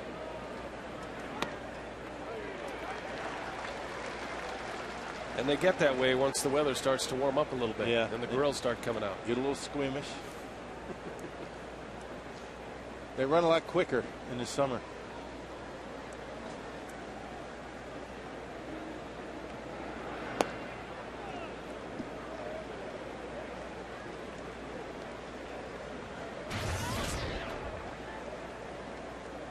Fontenot is 0 for 2. He struck out his last time up. Suppan trying to push through the 6th inning. 111 pitches thus far. And a ground ball to second. Nice job, Ricky Weeks. 2 outs, 2 up, 2 down for Suppan. Here's what the schedule looks like. Off day tomorrow. The Marlins in town for 3, and then the Brewers on a tough trip. St. Louis for 3. Houston for 3, and then the rivals in interleague baseball, Minnesota Twins. And it'll be interesting to see who the Brewers call up, if they do in fact call somebody up to utilize the designated hitter. Remember last year Russell Branyan got the call in late May. And Matt Gamble swinging the bat well down in AAA. Gamble had 2 more hits last night. And yeah, he's been on fire since the beginning of the season down there, and all reports have shown that he's playing a pretty good third base. Yeah, Gord Ash was reporting that Gamble's making all the plays. He's throwing the ball well. And his manager in Nashville, Don Money, says forget the hot streak. He's just good. He's getting 2 hits every night, it seems like.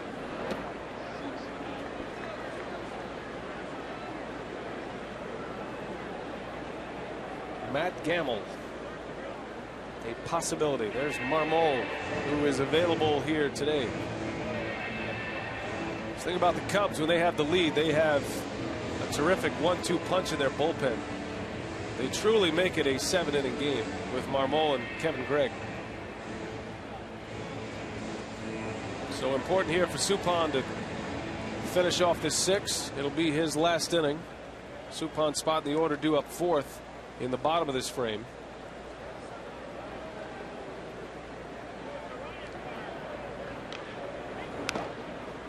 Two and two. Yeah, that and the fact that that pitch count's getting up there. 116 now. Not a lot of pitches for Soup. He's had one bad inning today. A 4-run, 5-hit 3rd inning. Threw over 30 pitches in that frame. Count remains 2-2.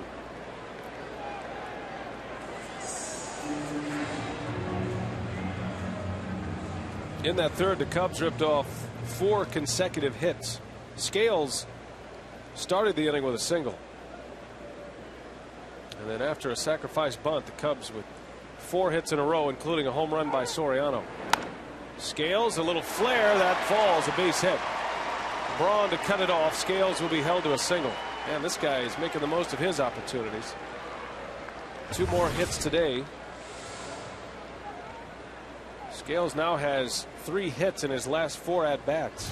Yeah, did a nice job just serving that one into left field on a pitch up and away. Well done. Wanted it away, didn't get it quite away far enough. And a 2-out single.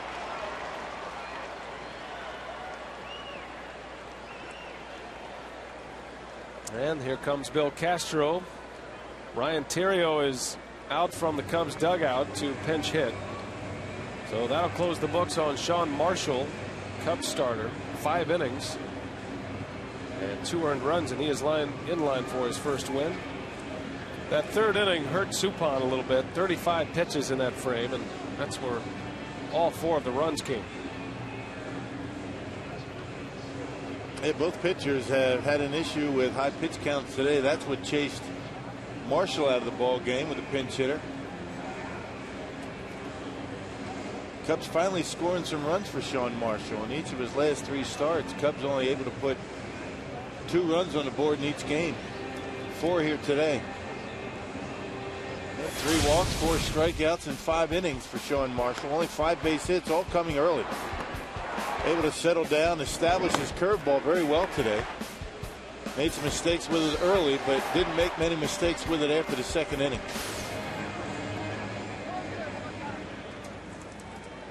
So Marshall a spectator and in line for the victory. Suppan trying to finish off this 6th inning, turn it over to his offense, and maybe he could end up in the winner's circle. Would imagine this would be his last hitter, whether he gets him or not. Theriot pinch hitting for Marshall. Soriano is on deck. Theriot, a .304 hitter. Day off from the starting lineup. But first off the bench for Piniella. Theriot got drilled last night by Jorge Julio right in the ribs. Boom. And when it hits you like that and doesn't go very far, you know it got you good. Might be one of the reasons why he's not playing today. You know that got sore. You know it hurt. McClung gets loose for Soriano if need be.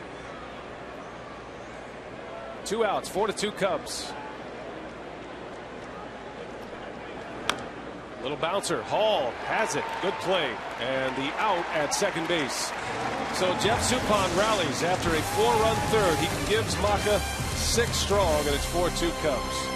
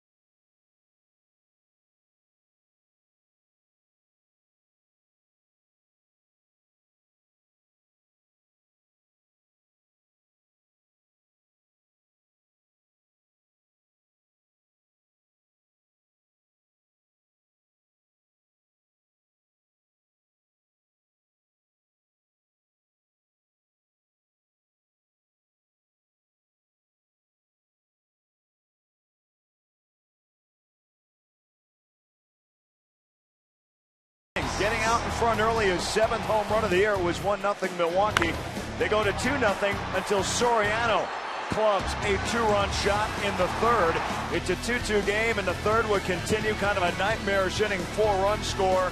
The air, Fukudome will score, and Chicago takes a 4-2 lead. That's where we sit right now as we go to the bottom of the 6th inning. Davey and Craig back on board. We're getting ready for Brewers Live postgame on the way, but first things first before we get here, pitching change. Chicago bullpen now entering the ball game. In the last 2 games, Davey, Milwaukee's been able to score 10 runs off the Cubs bullpen. Well, they certainly have. They've really attacked the bullpen very well, but we have not seen Marmol and Gregg on the back end of that bullpen, but the middle relief, the Brewers have done quite well. Well, that means Chicago has not had a lead late. They've got the lead right now. Let's see what the Brewers can do to change things around. Don't forget our on-field instructional. Davey and Bill are going to work the warning track to the wall and how to make all that work coming up on Brewers Live postgame, Brian. Craig, Davey, thanks a lot. You see Ryan Theriot stays in the game at short. Aaron Miles moves over to second base as Angel Guzman comes in on the double switch. And Rocky pitched a couple of innings on Friday, gave up 1 run. Gave up a home run to Hardy in those 2 innings. It's part of some of the damage that the Brewers have done to this Cubs bullpen in the series so far. And it was a 2-strike slider that JJ hit out of the ballpark. This kid throws hard with a pretty good breaking pitch. I doubt if JJ is going to see that slider for a strike this time. Guzman has a big arm and a devastating slider. That was the only hit he allowed on Friday. Otherwise, he locked down the Brewers. He struck 4 Brewers out in his 2 innings of work. 4-2 Cubs. Chicago scoring all of their runs against Suppan in 1 inning in the 3rd. Suppan spot in the order, due up 4th in this frame. As Hardy pounds one into the ground, bad hop. Theriot throws it high. Hardy is going to be out at first, and Theriot shaken up. That might have hit him in the same spot as that fastball from Julio got him last night. Yeah, that was a good play by Theriot. Able to handle that bad hop, hit him in the body right here. That is exactly where he got hit last night. That's why he's not able to make the throw. You see the expression on his face. JJ tried to get out of the way of Hoffpower, but not able to get there. Wouldn't you know it? Of all places to get hit, right? The ugly finder. In the same spot. Somehow got the out. I tell you what, Michael Hoffpower made a nice play. And he did something you see good defensive first basemen do. He used the bag as a springboard to jump in the air to make that catch. But he really was exposed. I mean, he was up and on his way down, and if JJ wanted to be tough about it, he could have taken him out pretty good. You could see where Julio hit him, and that bad hot got him at the same spot. Oh, that's some bad luck. You can see how Hoffpower's exposed there. That could have been a bad collision. Hall into right field, slicing. Bradley on the run, and he's got it for the out. So 2 quick outs for Angel Guzman here in the 6th inning. Almost hit one in his mom's lap.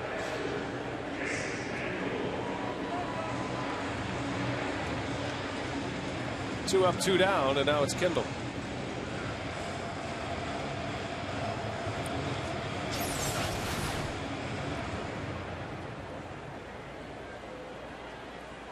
A guy like Guzman is going to supply a lot of power for you. The key is not to try and overswing, get on top of it, and Billy Hall does the right thing, shooting it to the opposite field, nearly hit it out of here.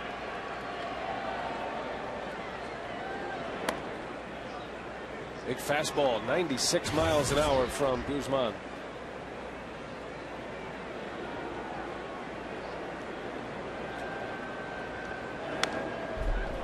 Key at bat here for the Brewers. You'd love to get Kendall aboard, clear the pitcher spot, allow Maka to go to the bench for a pinch hitter. It'd be Brad Nelson, and see if he can square one up to tie it up. Nasty. 1-2-3 inning. Guzman shuts the door in the 6th. Still 4-2 Cubs.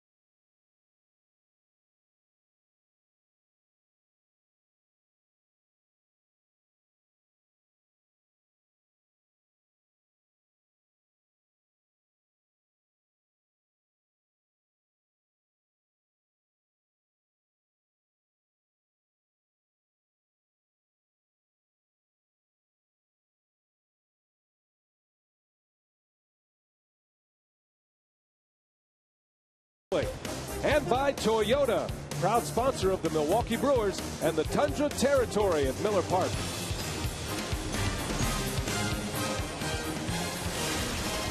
Mother's Day here, and there are some pictures of the moms belonging to our crew. Pasted on the board, did a great job putting that together.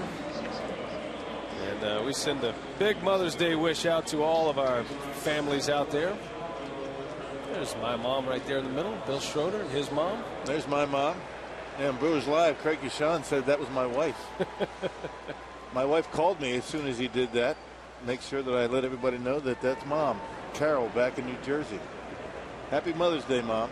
Yeah, Crystal and Jesse put that together. And while we have to work, if you can call it that, watching a big league ball game, we're all thinking about our moms out there today. So our hard-working crew here in Milwaukee, giving you the great images and sounds of Miller Park. And one of the many great things about being at home. Great folks. Carlos Villanueva on the pitch for the Brewers, facing Soriano on the top of the order. As you see, Villanueva, his 15th appearance of the season, and he had a huge appearance last night, facing one batter and getting Giovanni Soto, stranding the bases loaded. One of the first points of interest Ken Maka brought up last night. Now the bullpen in the previous 2 games against Chicago have been able to turn that momentum around, stranding bases loaded in each of the first 2 games late in the ballgame. And Villanueva in his 3rd consecutive game. So he's able to pitch a lot. Gotten a lot of mileage out of that changeup last couple of nights. Soriano hits one a mile high. Braun with room. And one away, and a big out to get for Carlos Villanueva. And take advantage of the Harley Davidson double play for just $20. Purchase 1 Terrace Reserve ticket to one of 10 select Brewers games and get an adult admission ticket to the Harley Davidson Museum. For details, call 414-902-4000.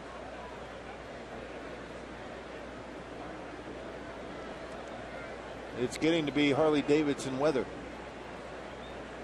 Can't come quick enough. One gone for Miles. He swings at the first pitch. Playable for Corey Hart right. So 2 up and 2 down for Carlos Villanueva. And 2 outs on fastballs. He was able to jam Soriano on a pitch up and in. And got in on the hands of Aaron Miles with a fastball at 89 miles an hour. It's all about perspective, isn't it? You go up there against Villa, you look change up, he slips that fastball in on your hands. I think when this season is all said and done, the one guy who is going to have benefited the most from Trevor Hoffman's year in Milwaukee will be Carlos Villanueva. Similar stuff. They've spent a lot of time together down in the bullpen. When Hoffman was injured and unable to play, he really spent some extra time with all of the relievers. But Villanueva uses his changeup. That's his best pitch. And who better to learn from than the greatest of all time in Trevor Hoffman? And even Trevor Hoffman has gotten a lot of outs with his fastball this year. Notice that early on. A lot of strikeouts with the heater. You go up there as a hitter, you look change up, and you locate your fastball well. You get the outs. Well located fastball there for Villanueva. Fastball is still the best pitch in baseball and still the most important pitch. If you can't command that pitch, you're in trouble.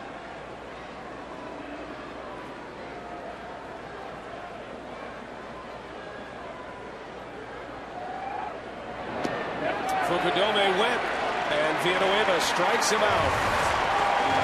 1-2-3 inning for Carlos Villanueva. 4-2, the Cubs lead the Brewers. The I-94 rivalry. We head to the bottom of the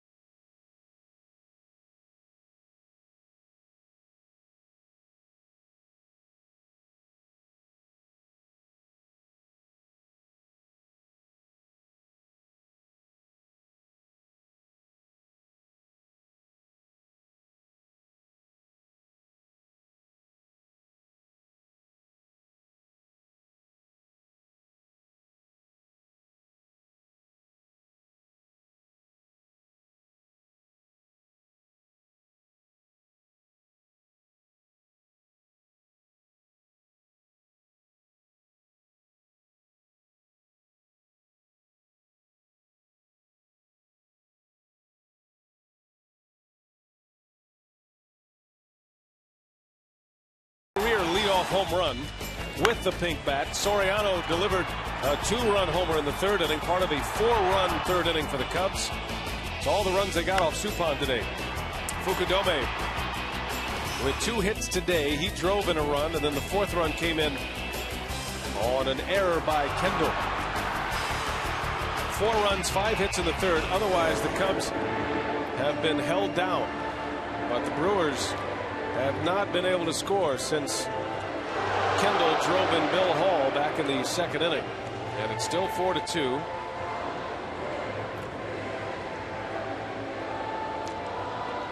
Welcome out to Miller Park for Milwaukee Brewers Spring Madness Tuesday through Thursday next week as the Brewers host the Florida Marlins. Save 50% on select seats. Hot dogs and small Pepsi products are just $1 each. For tickets, call 414-902-4000 or go to brewers.com today. Roll out the barrel here in Milwaukee. See, it's always take me out to the ball game and then roll out the barrel here at Miller Park. That's the tradition. And they love it. Big crowd on hand today, 41,646. It's the 8th sellout of the year and the 6th consecutive sellout.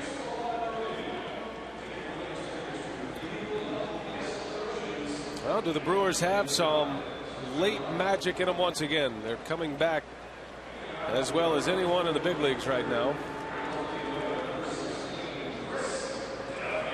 Angel Guzman on for his second inning of work, and it's going to be Chris Duffy to pinch hit. So Villanueva is out. A scoreless inning. 3 up, 3 down inning with a strikeout.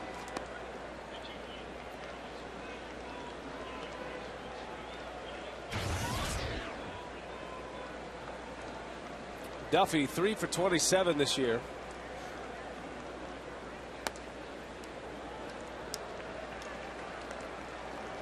Well, if Jason was able to get on, Ken Maka was going to go with Brad Nelson, maybe to see if he can knock one out of the ballpark. But to lead off the inning, he'd rather have a fast base runner, a guy that'll take a walk, get on base. Top of the order coming up next.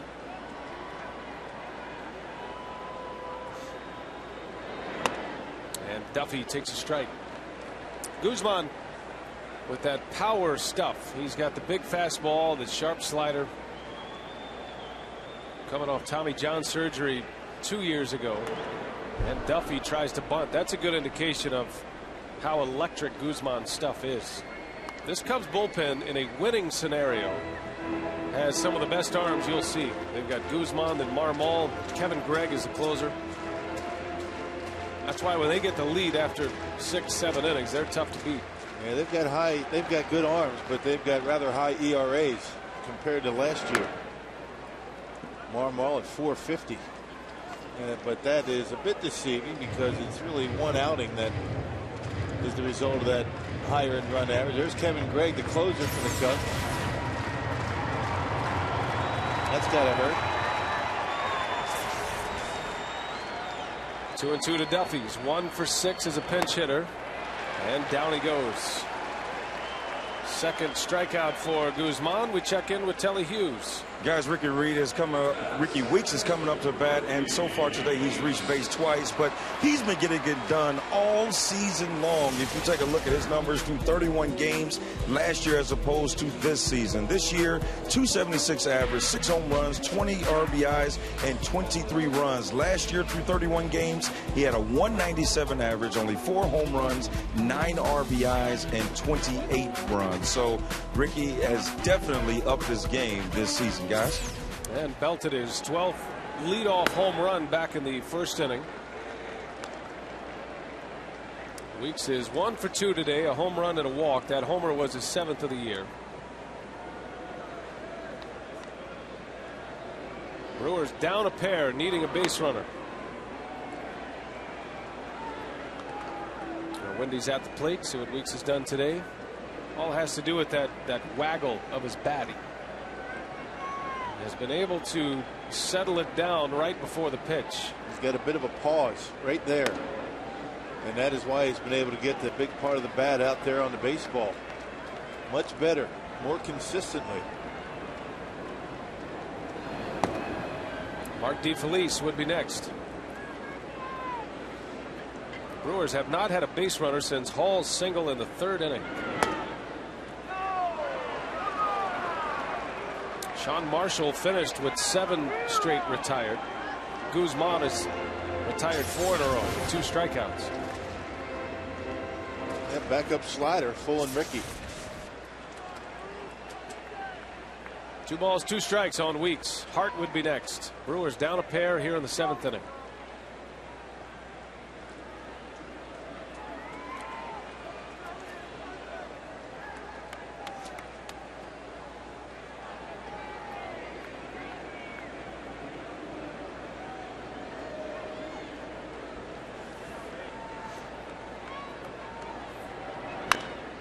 Bouncer. Terrio takes the big hop and throws out Ricky Weeks for out number 2.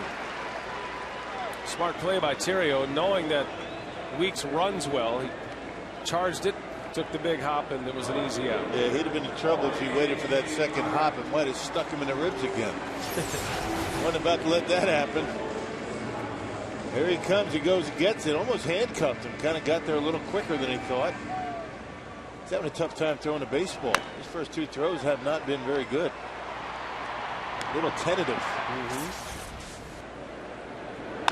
Hart down the line. What a play by Fontenot to his feet. The throw in time. My goodness. That is the second great play by Mike Fontenot tonight. Something else. 1, 2, 3 inning. The Brewers go in order.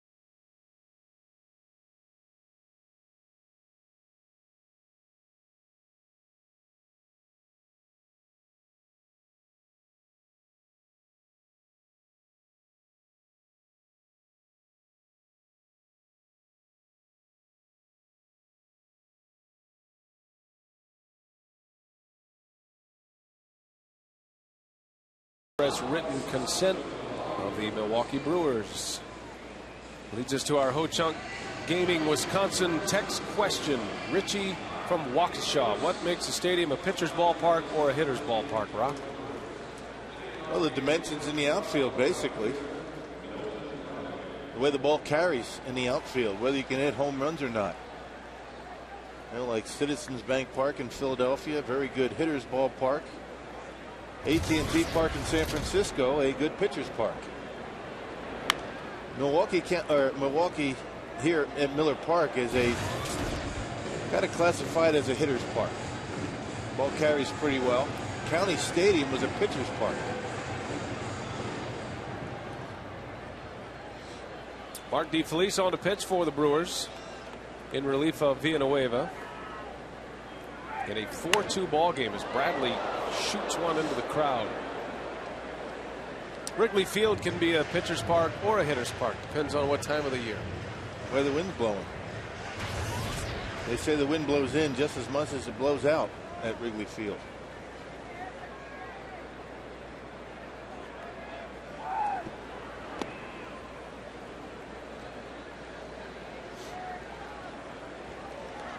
Anything else you can think of? Ballparks? I think you had it covered well. That's it. Also has a lot to do with the pitchers pitching in that ballpark. And Bradley down on strikes. So a good start for DeFelice. Backdoored one of those cut fastballs, and Bradley a strikeout victim. And not often you see DeFelice do that, but that was by design. You can see where Jason's setting up. Sometimes it's tough for a pitcher to throw that cut fastball on the arm side just because of the release point, the way you have to release it. It was good to see DeFelice throwing strikes. That's the name of his game, but he has not pitched since Thursday. So he's had 3 days off. Sometimes the command falters a little bit, but another good pitch. Hoffpower behind the plate. Kendall off with the mask. Out number 2.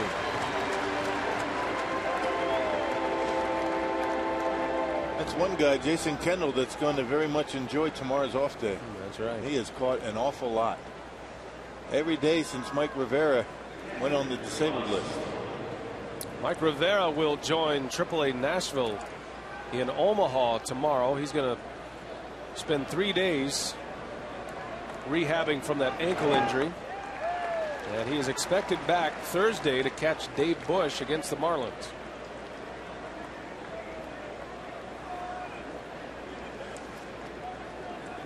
Both the Cubs and the Brewers with a day off tomorrow. Cubs are in a stretch of 20 consecutive games. The Brewers 17.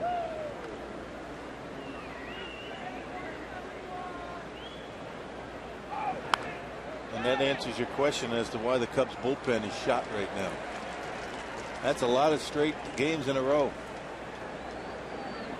Yeah, Piniella, for the opener of this series, did not have Gregg available. He did not have Marmol. Those two had thrown 4 out of 5 days leading up to this series. And then he was never in a position to use them yesterday. DeFelice is going to go right through the Cubs order. 1, 2, 3. So here we go to the bottom of the 8th, and guess who's coming up? Ryan Braun leads off when we come back. Braun, Fielder, and Cameron. Brewers down a pair.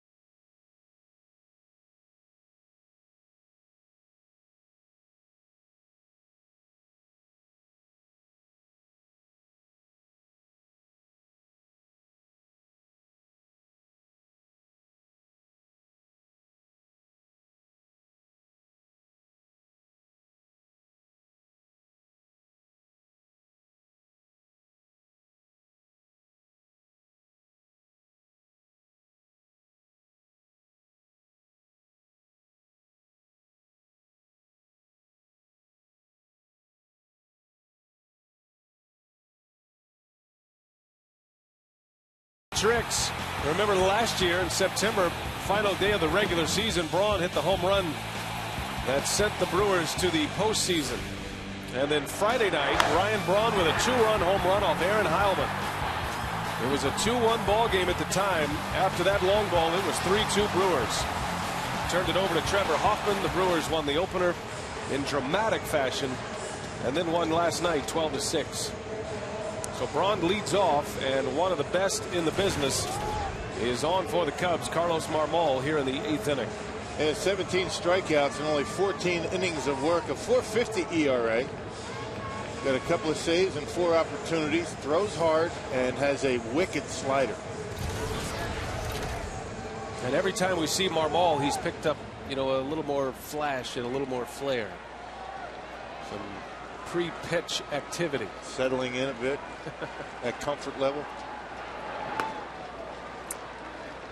Marmol last pitched on Thursday against the Astros. 2 All-Stars from a year ago. Marmol made the All-Star team as a setup man. And you have to be good to do that.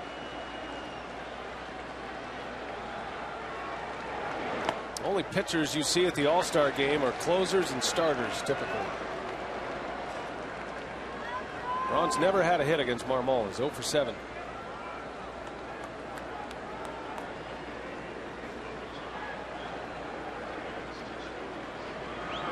That one's laced into right center field. Back is Bradley. It's over his head. And Braun will roll into second with a lead-off double. And the tying run is coming to the plate as Braun delivers again. That is about as picture perfect of a swing as you can have on a pretty good slider.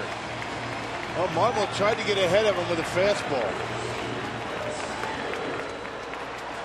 Got behind in the count, then he threw a fastball right on the corner and another slider. This one catching a little too much of the plate. Really not a bad pitch. And Ryan able to lace it into right center. That is just a pretty swing. Good pitch, good swing. The 98 miles an hour you saw was Braun's ball going out. That was the line drive. That's a ball, yeah. And Braun is on his way to third base. That's a huge play. Marmol balks Ryan Braun to third. You got to wonder why Marmol is so interested in what Ryan Braun's doing at second base. That's exactly what Soto's out there talking to him about. Don't you worry about that. You got to worry about the hitter. The hitter is the guy that can hurt you here. He starts to go home, and then he decides to go and look at second base. That's a ball. So Fielder with a runner at third, nobody out. A long ball here ties it.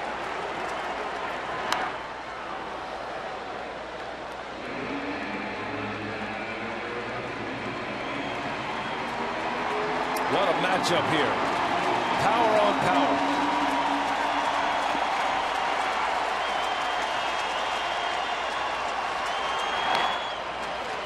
No balls, 2 strikes.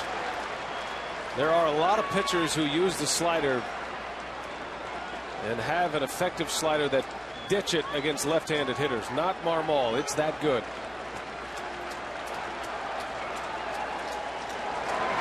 And Fielder down on strikes. Boy, wicked stuff from Carlos Marmol. Boy, that one almost like a split-fingered fastball, almost going straight down. That is a nasty pitch. My goodness. That was the best pitch for Prince right there. The first pitch fastball. And then Marmol is going to go after him with a slider. And that one a dandy. Well, the Cubs, they were going to concede the run there. Fielder can't make contact. Braun still at third base. Here's Mike Cameron. And you got to know he's going to see a steady diet of breaking balls.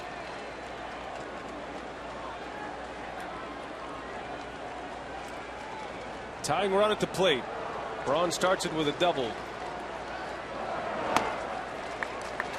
On the corner.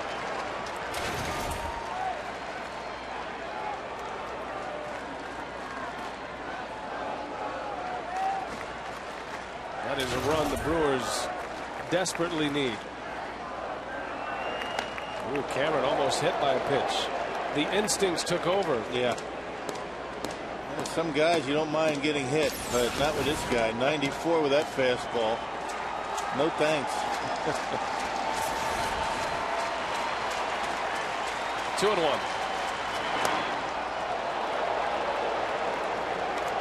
Want to know how good his slider is? Cameron ducking for his life. That almost ended up in the strike zone. It started at his shoulder and almost caught the inside corner.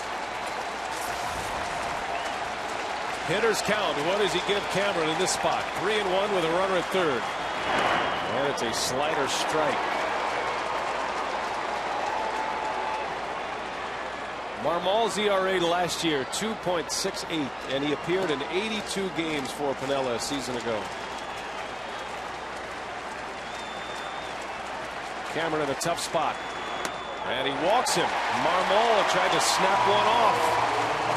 And now the tying run is aboard for J.J. Hardy. Yeah, just overthrowing that slider that time. Just try to throw it too hard. A lot of times when you do that, it just spins out of your hand and doesn't do anything. Soto going out there telling him, quit overthrowing. That slider that he threw on 3-1 was perfect. Just let it go. He knew all he had to do was throw it for a strike. Tried to throw the perfect slider with a little extra on it, and not even close. It's a good matchup for the Brewers. J.J. Hardy and Marmol. J.J. a very good fastball hitter.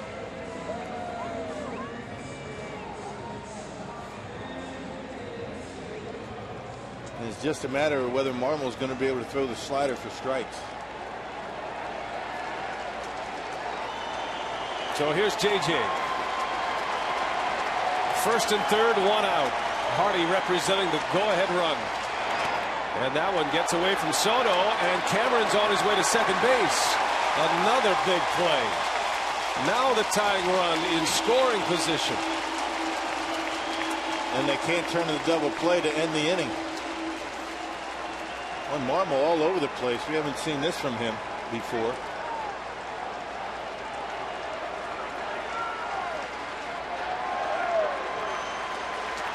Hardy trying to extend his hitting streak to 8 games.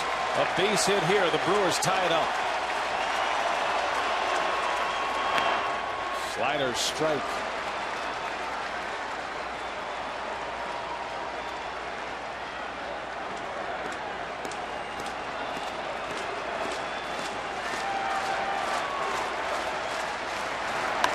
And Hardy skies one, shallow right. Miles is back, and he makes the catch, and Braun cannot advance. So another big out. 2 outs in the inning now, still second and third. And here comes Mr. Pink Bat, Bill Hall, to the plate. Got a pretty good piece of a Guzman fastball last time up to right field. Got to be thinking that direction here with that slider that Marmol features. Don't think he's going to get anything to pull.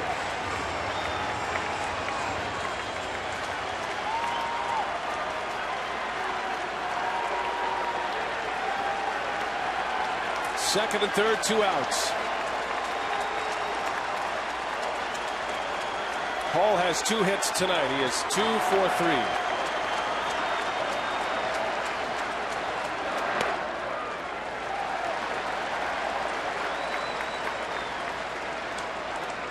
Homered in consecutive years on Mother's Day with the Pink Bat. Did it in 06, a game winner.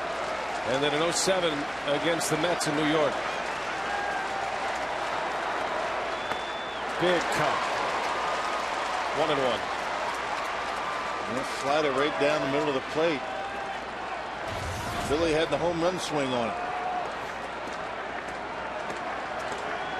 I think he was looking for it.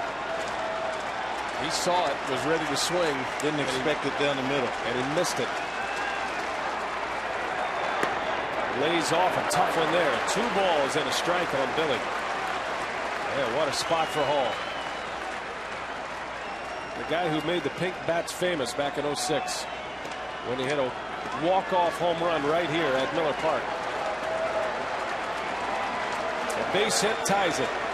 A long ball puts the Brewers ahead here in the 8th. Chased one. 2-2.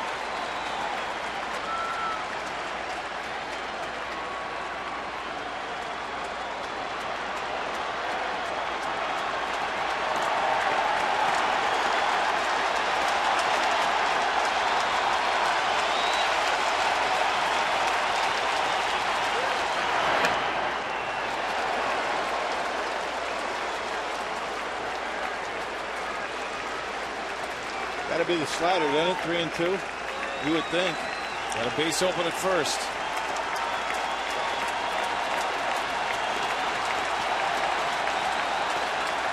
Three balls, 2 strikes. 2 on, 2 out. Marmol wants to redo it.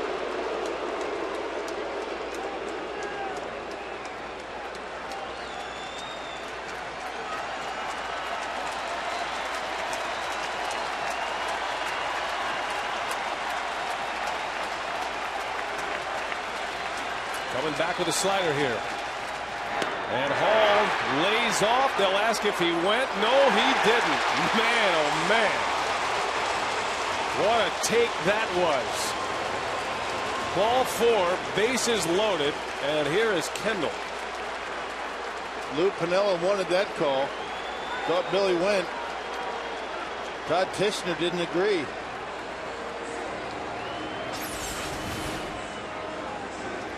Well, it was the slider. Ooh, pretty close. This one will tell you. Yeah, he went.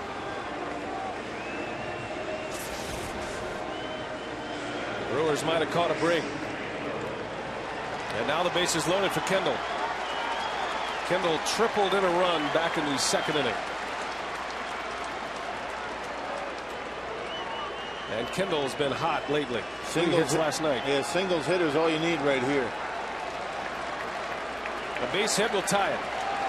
Runners will be on the move. The crack of the bat. Kendall bounces one over to third. Foul. Jump on that first pitch. Big fastball from Marmol. See that patented Jason Kendall flare in the right here. Kendall, the former Cub. Strike inside corner. 0-2 on Kendall. Hoffman just in case. Lightly tossing. The Brewers take the lead. You'd see Trevor. Kendall flares one foul.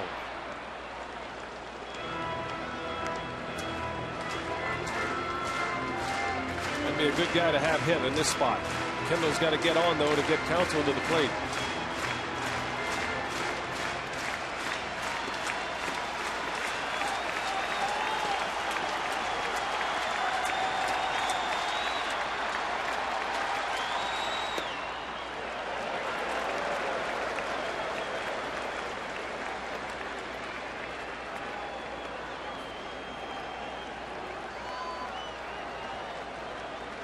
Marmol's thrown 25 pitches this inning. The Brewers have not scored yet. Bases loaded. Kendall takes a fastball. 2-2 the count. That is the pitch that Marmol wants to get it done. Don't want to go 3-2 to give the base runners a head start. You got to believe it's going to be that best pitch of his, that slider. Kendall stays alive.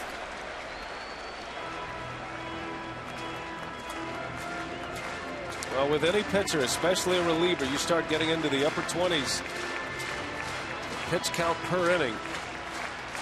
That's when it's in the danger zone. Kendall will try to battle here. 2-2. Base is full.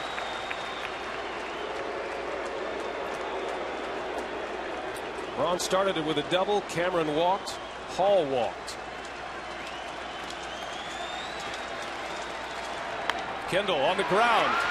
Fontenot's got it. Throw to second in time for the out. And Marmol gets out of it. Terrific play. Fontenot to Miles. Still 4-2 Cubs.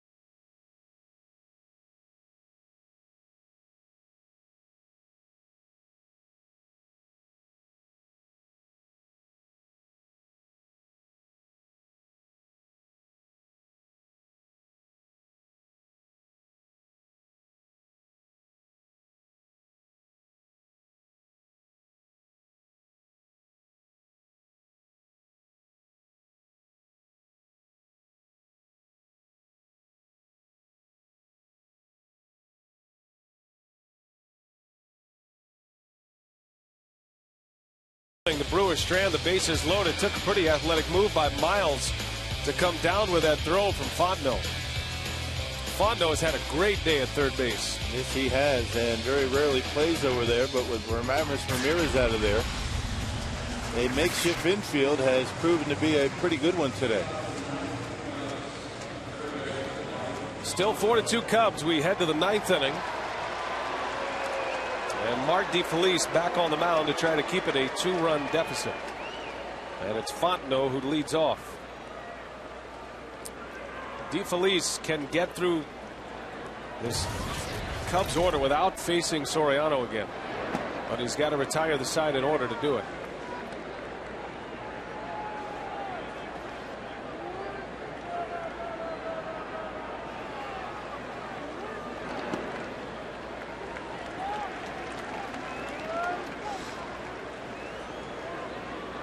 I thought the key at bat, Rock, in that 8th inning was Fielder's strikeout with Braun at third base and nobody out. As Fontenot drills one to right, Hart is there. Corey Hart runs it down for out number 1. Yeah, you're right. I mean, it'd been nice to get one in there, but Carlos Marmol threw a couple of nasty sliders to Prince, and once again, the best pitch that Prince had to hit in that at bat was the first one. Fastball down, a little bit above the knees. With that velocity, that's the best location. And after that, Marmol threw some nasty sliders, particularly the strike 3 slider. Well, here is the Cubs debut of Ryan Friel, who was acquired in a trade with the Orioles just 2 days ago. Friel's been on the disabled list with Baltimore. He was hit in the head on a pickoff throw in Boston. And he's been on the disabled list for the last 3 weeks. Activated off the DL. Traded to the Cubs for Joey Gathright. Showed up here to Milwaukee, and Piniella needed him to play. Aramis Ramirez was out. Friel a tight hamstring. And he lines one back up the middle, a base hit. And you can tell Friel not running all that well, because that's a guy that runs 100% every time. That's not a good first impression to Lou Piniella. You come in here, you expect to play, and he can't. Lou doesn't like that. Stayed in there nicely on that cut fastball, banged it right back into center field.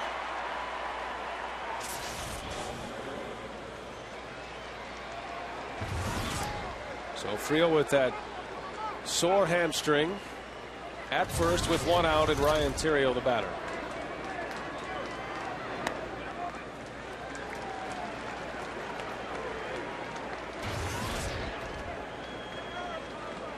Theriot's second at bat.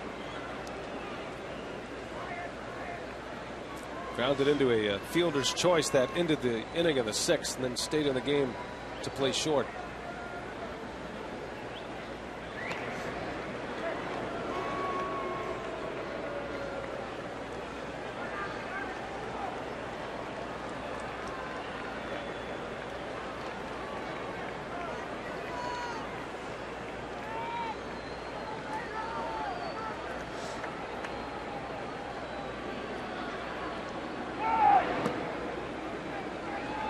Jeff Suppan started. He went 6 innings, allowed 4 runs, 3 earned. Gives up 8 hits, and Suppan still on the hook for the loss. Carlos Villanueva a scoreless 7th. DeFelice a scoreless 8th. And DeFelice still out there here in the 9th. The Cubs scored all 4 of their runs in the 3rd inning. The only run scoring inning of the day. 4 runs on 5 hits. Soriano hit a 2-run homer to tie it in that inning. A run scored on an error by Kendall, and Bradley drove in the other one. Brewers led 2-0 on a home run by Weeks and an RBI triple by Kendall. That was in the 1st and in the 2nd, and then the Cubs, after that 3rd inning, have maintained their lead. Surprised at a pitch out there. You know, the Brewers much more privy than we are on Ryan Friel and his hamstring issues. The way he ran to first base on that base hit, there's no way he's going to steal. But that doesn't mean they won't hit and run. They have a pretty good guy at the plate, handles the bat very well. Hit and run a possibility.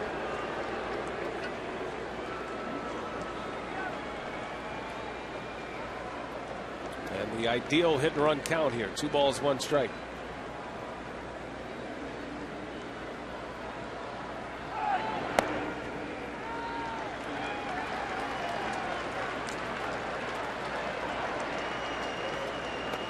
You look ahead to the Brewers' bottom of the ninth. Have a pinch hitter spot likely to be Counsell, and then back to the top of the order, Weeks and Hart. Anybody gets on, Braun's going to get an at bat. So the Brewers set up where they wanted in the order as Terrio takes a mighty hack.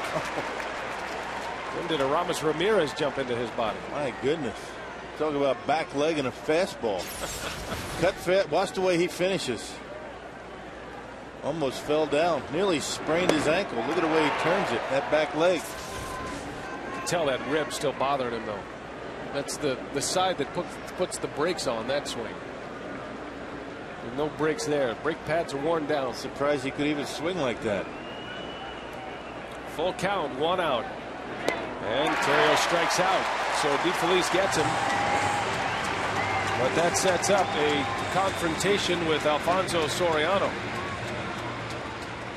Soriano had the big hit back in the 3rd inning, the Jimmy John's delivery of the game, when he belted his 10th home run of the year. And with one swing of the bat, this game was tied. Not many hitters in the big leagues can hit that pitch that far into deep left center field. Yeah, change-ups around the shins usually are good pitches. Soriano with 2 RBIs today. 18 of his 20 runs batted in have been on the road this season. And most of his home runs have either tied or put the Cubs ahead.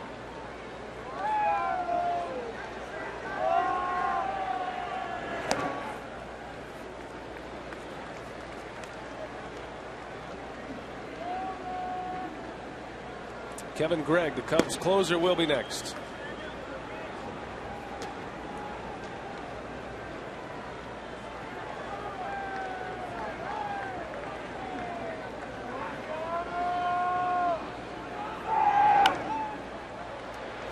Ball and 2 strikes.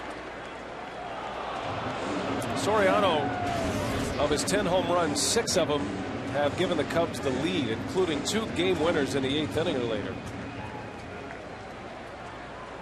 Hit a game-winning 2-run homer in the 8th against the Cardinals back in April.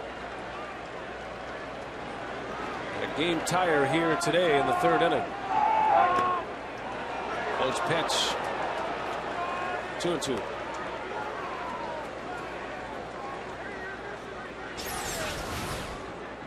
Well, DeFelice looked like he thought that was a strike.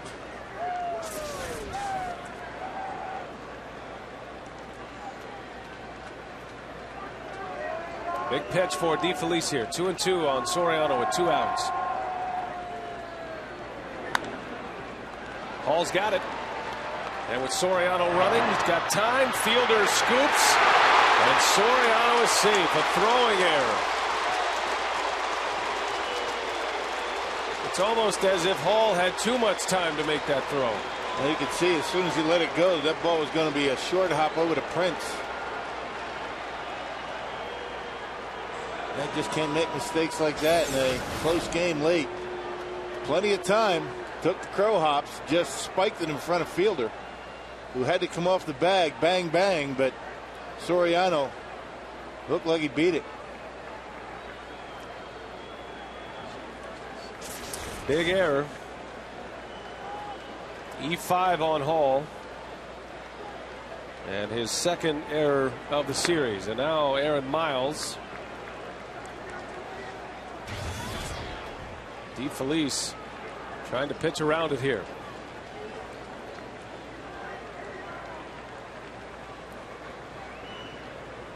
First and second, 2 outs. Cubs by 2 here in the 9th inning. And Kendall's going behind the runner. And the throw in time. Friel gunned down. Kendall picks him off.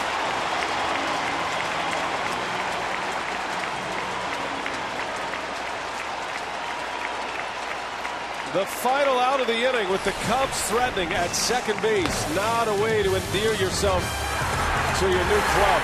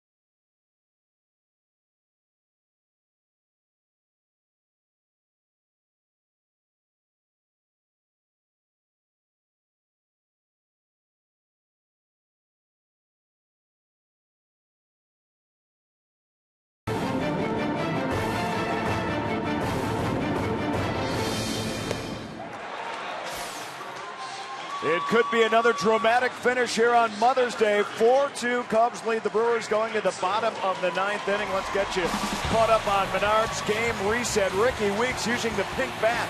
First home run of the game. It's 1-0 Brewers in the first. Soriano delivers to tie the game at 2-2 in the third. And then Fukudome scores on the error by Kendall.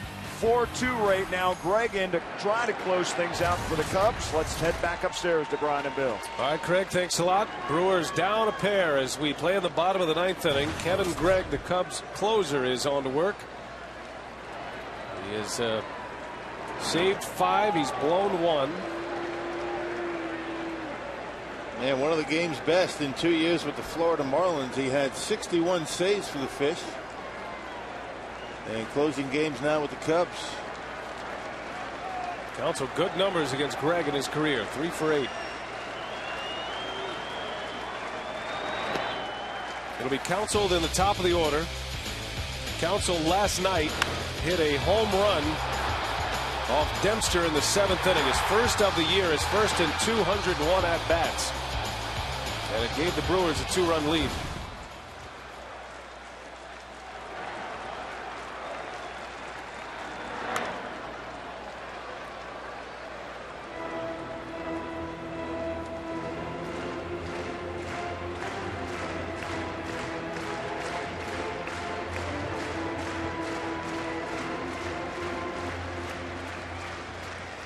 Only blown save for Gregg this year against the Brewers. Brew Crew hung a loss on him back on April 10th in a 4-3 win. That was a game that Ricky Weeks drove in Craig Counsell for the victory. Home opener.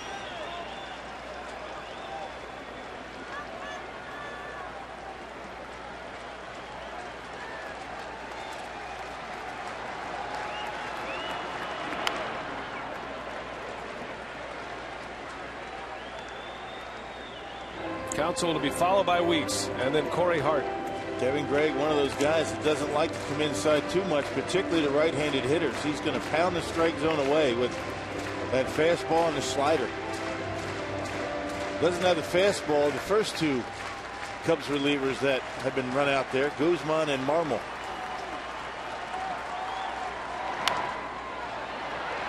Lazy fly ball coming in as Fukudome. That one is going to be caught by the Cubs center fielder. And a long way to go.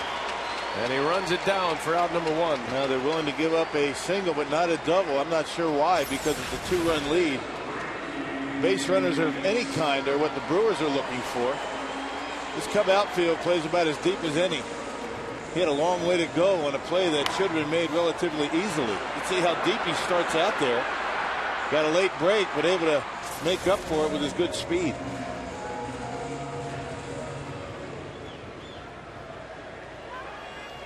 So here's Weeks. Brewers down 2, need a base runner.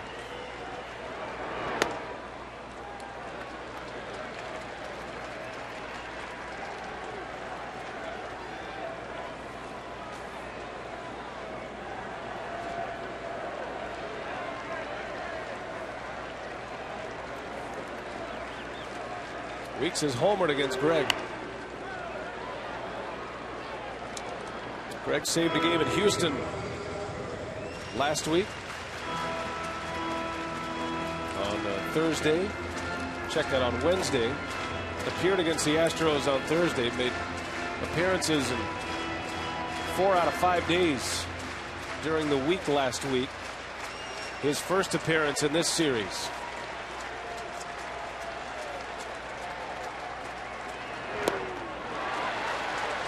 And like Marmol, has a devastating slider that he can call on whenever he wants. Yeah, that's one of those that goes straight down.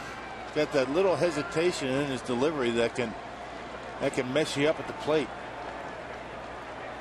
He's got very good command of his fastball.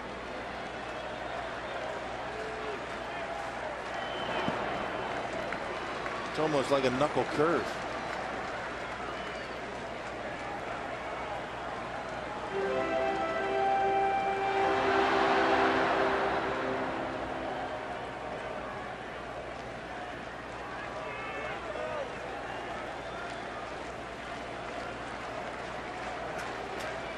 coming back with it. 2 balls, 2 strikes. And that one bounces well in front of the plate. Almost didn't make the dirt circle. And almost knocked Soto's mask off. Look at Vanilla. How do you miss by that much, he says. Larry, I need some answers. I don't know, Skip. That is a spiked slider. Wow. And Soto is still able to keep it in front of him. Full count to Weeks. And it's ball 4. The Brewers bring the tying run to the plate. Ricky Weeks, what an at-bat to draw the walk. Wow. Didn't miss by much off that corner, but the corners have been tight this weekend here at Miller Park.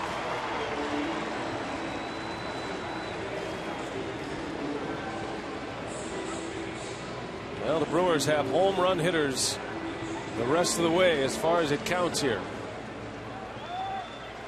It's been almost a month since Hart hit his last home run, but still sitting on 3. A long ball here ties it. Anything but a double play will get Braun to the plate as Hart fouls it away. Well, if Braun steps up as the tying run or the go-ahead run, this place is going to go crazy. How about the go-ahead run? I vote for that. Might as well, since we're asking. Get greedy.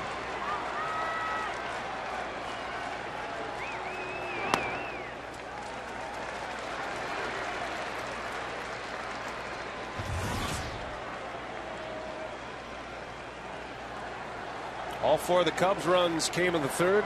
Brewers have not scored since the 2nd, when Kendall drove in Bill Hall with nobody out in that 2nd inning. Did it with a triple. Brewers did leave the bases loaded last inning against Marmol.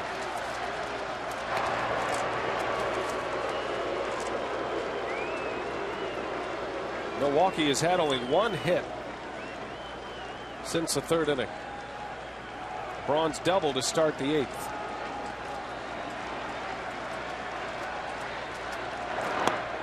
Strike, fastball.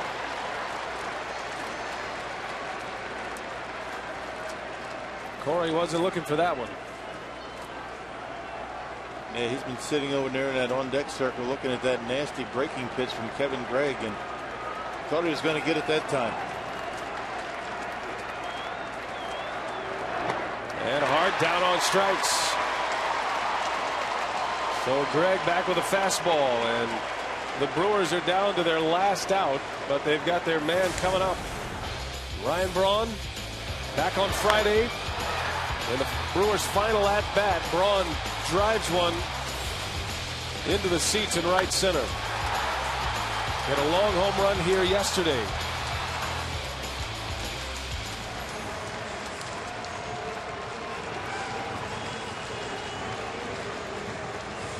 So the tying run at the plate, 2 outs.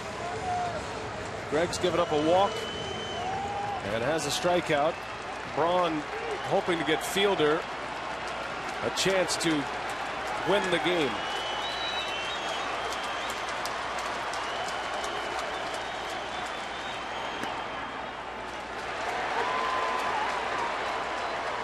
Ryan's been handling the pitch away from him extremely well last couple of weeks.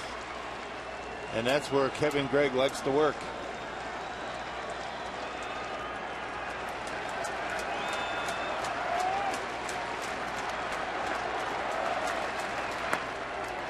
Boy, perfect location right there. Right on the corner with a fastball, and Braun quickly down. No balls, 2 strikes.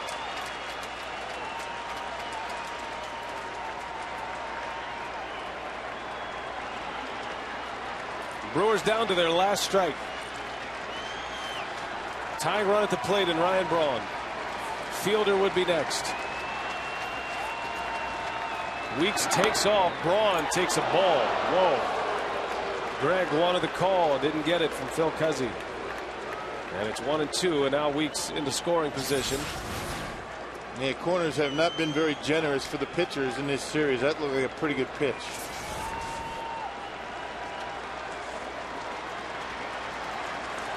A base hit, the Brewers will pull within a run. A long ball, it's tied. And Braun strikes out, and the ball game is over. The Cubs win the final game of the series by a final score of 4-2.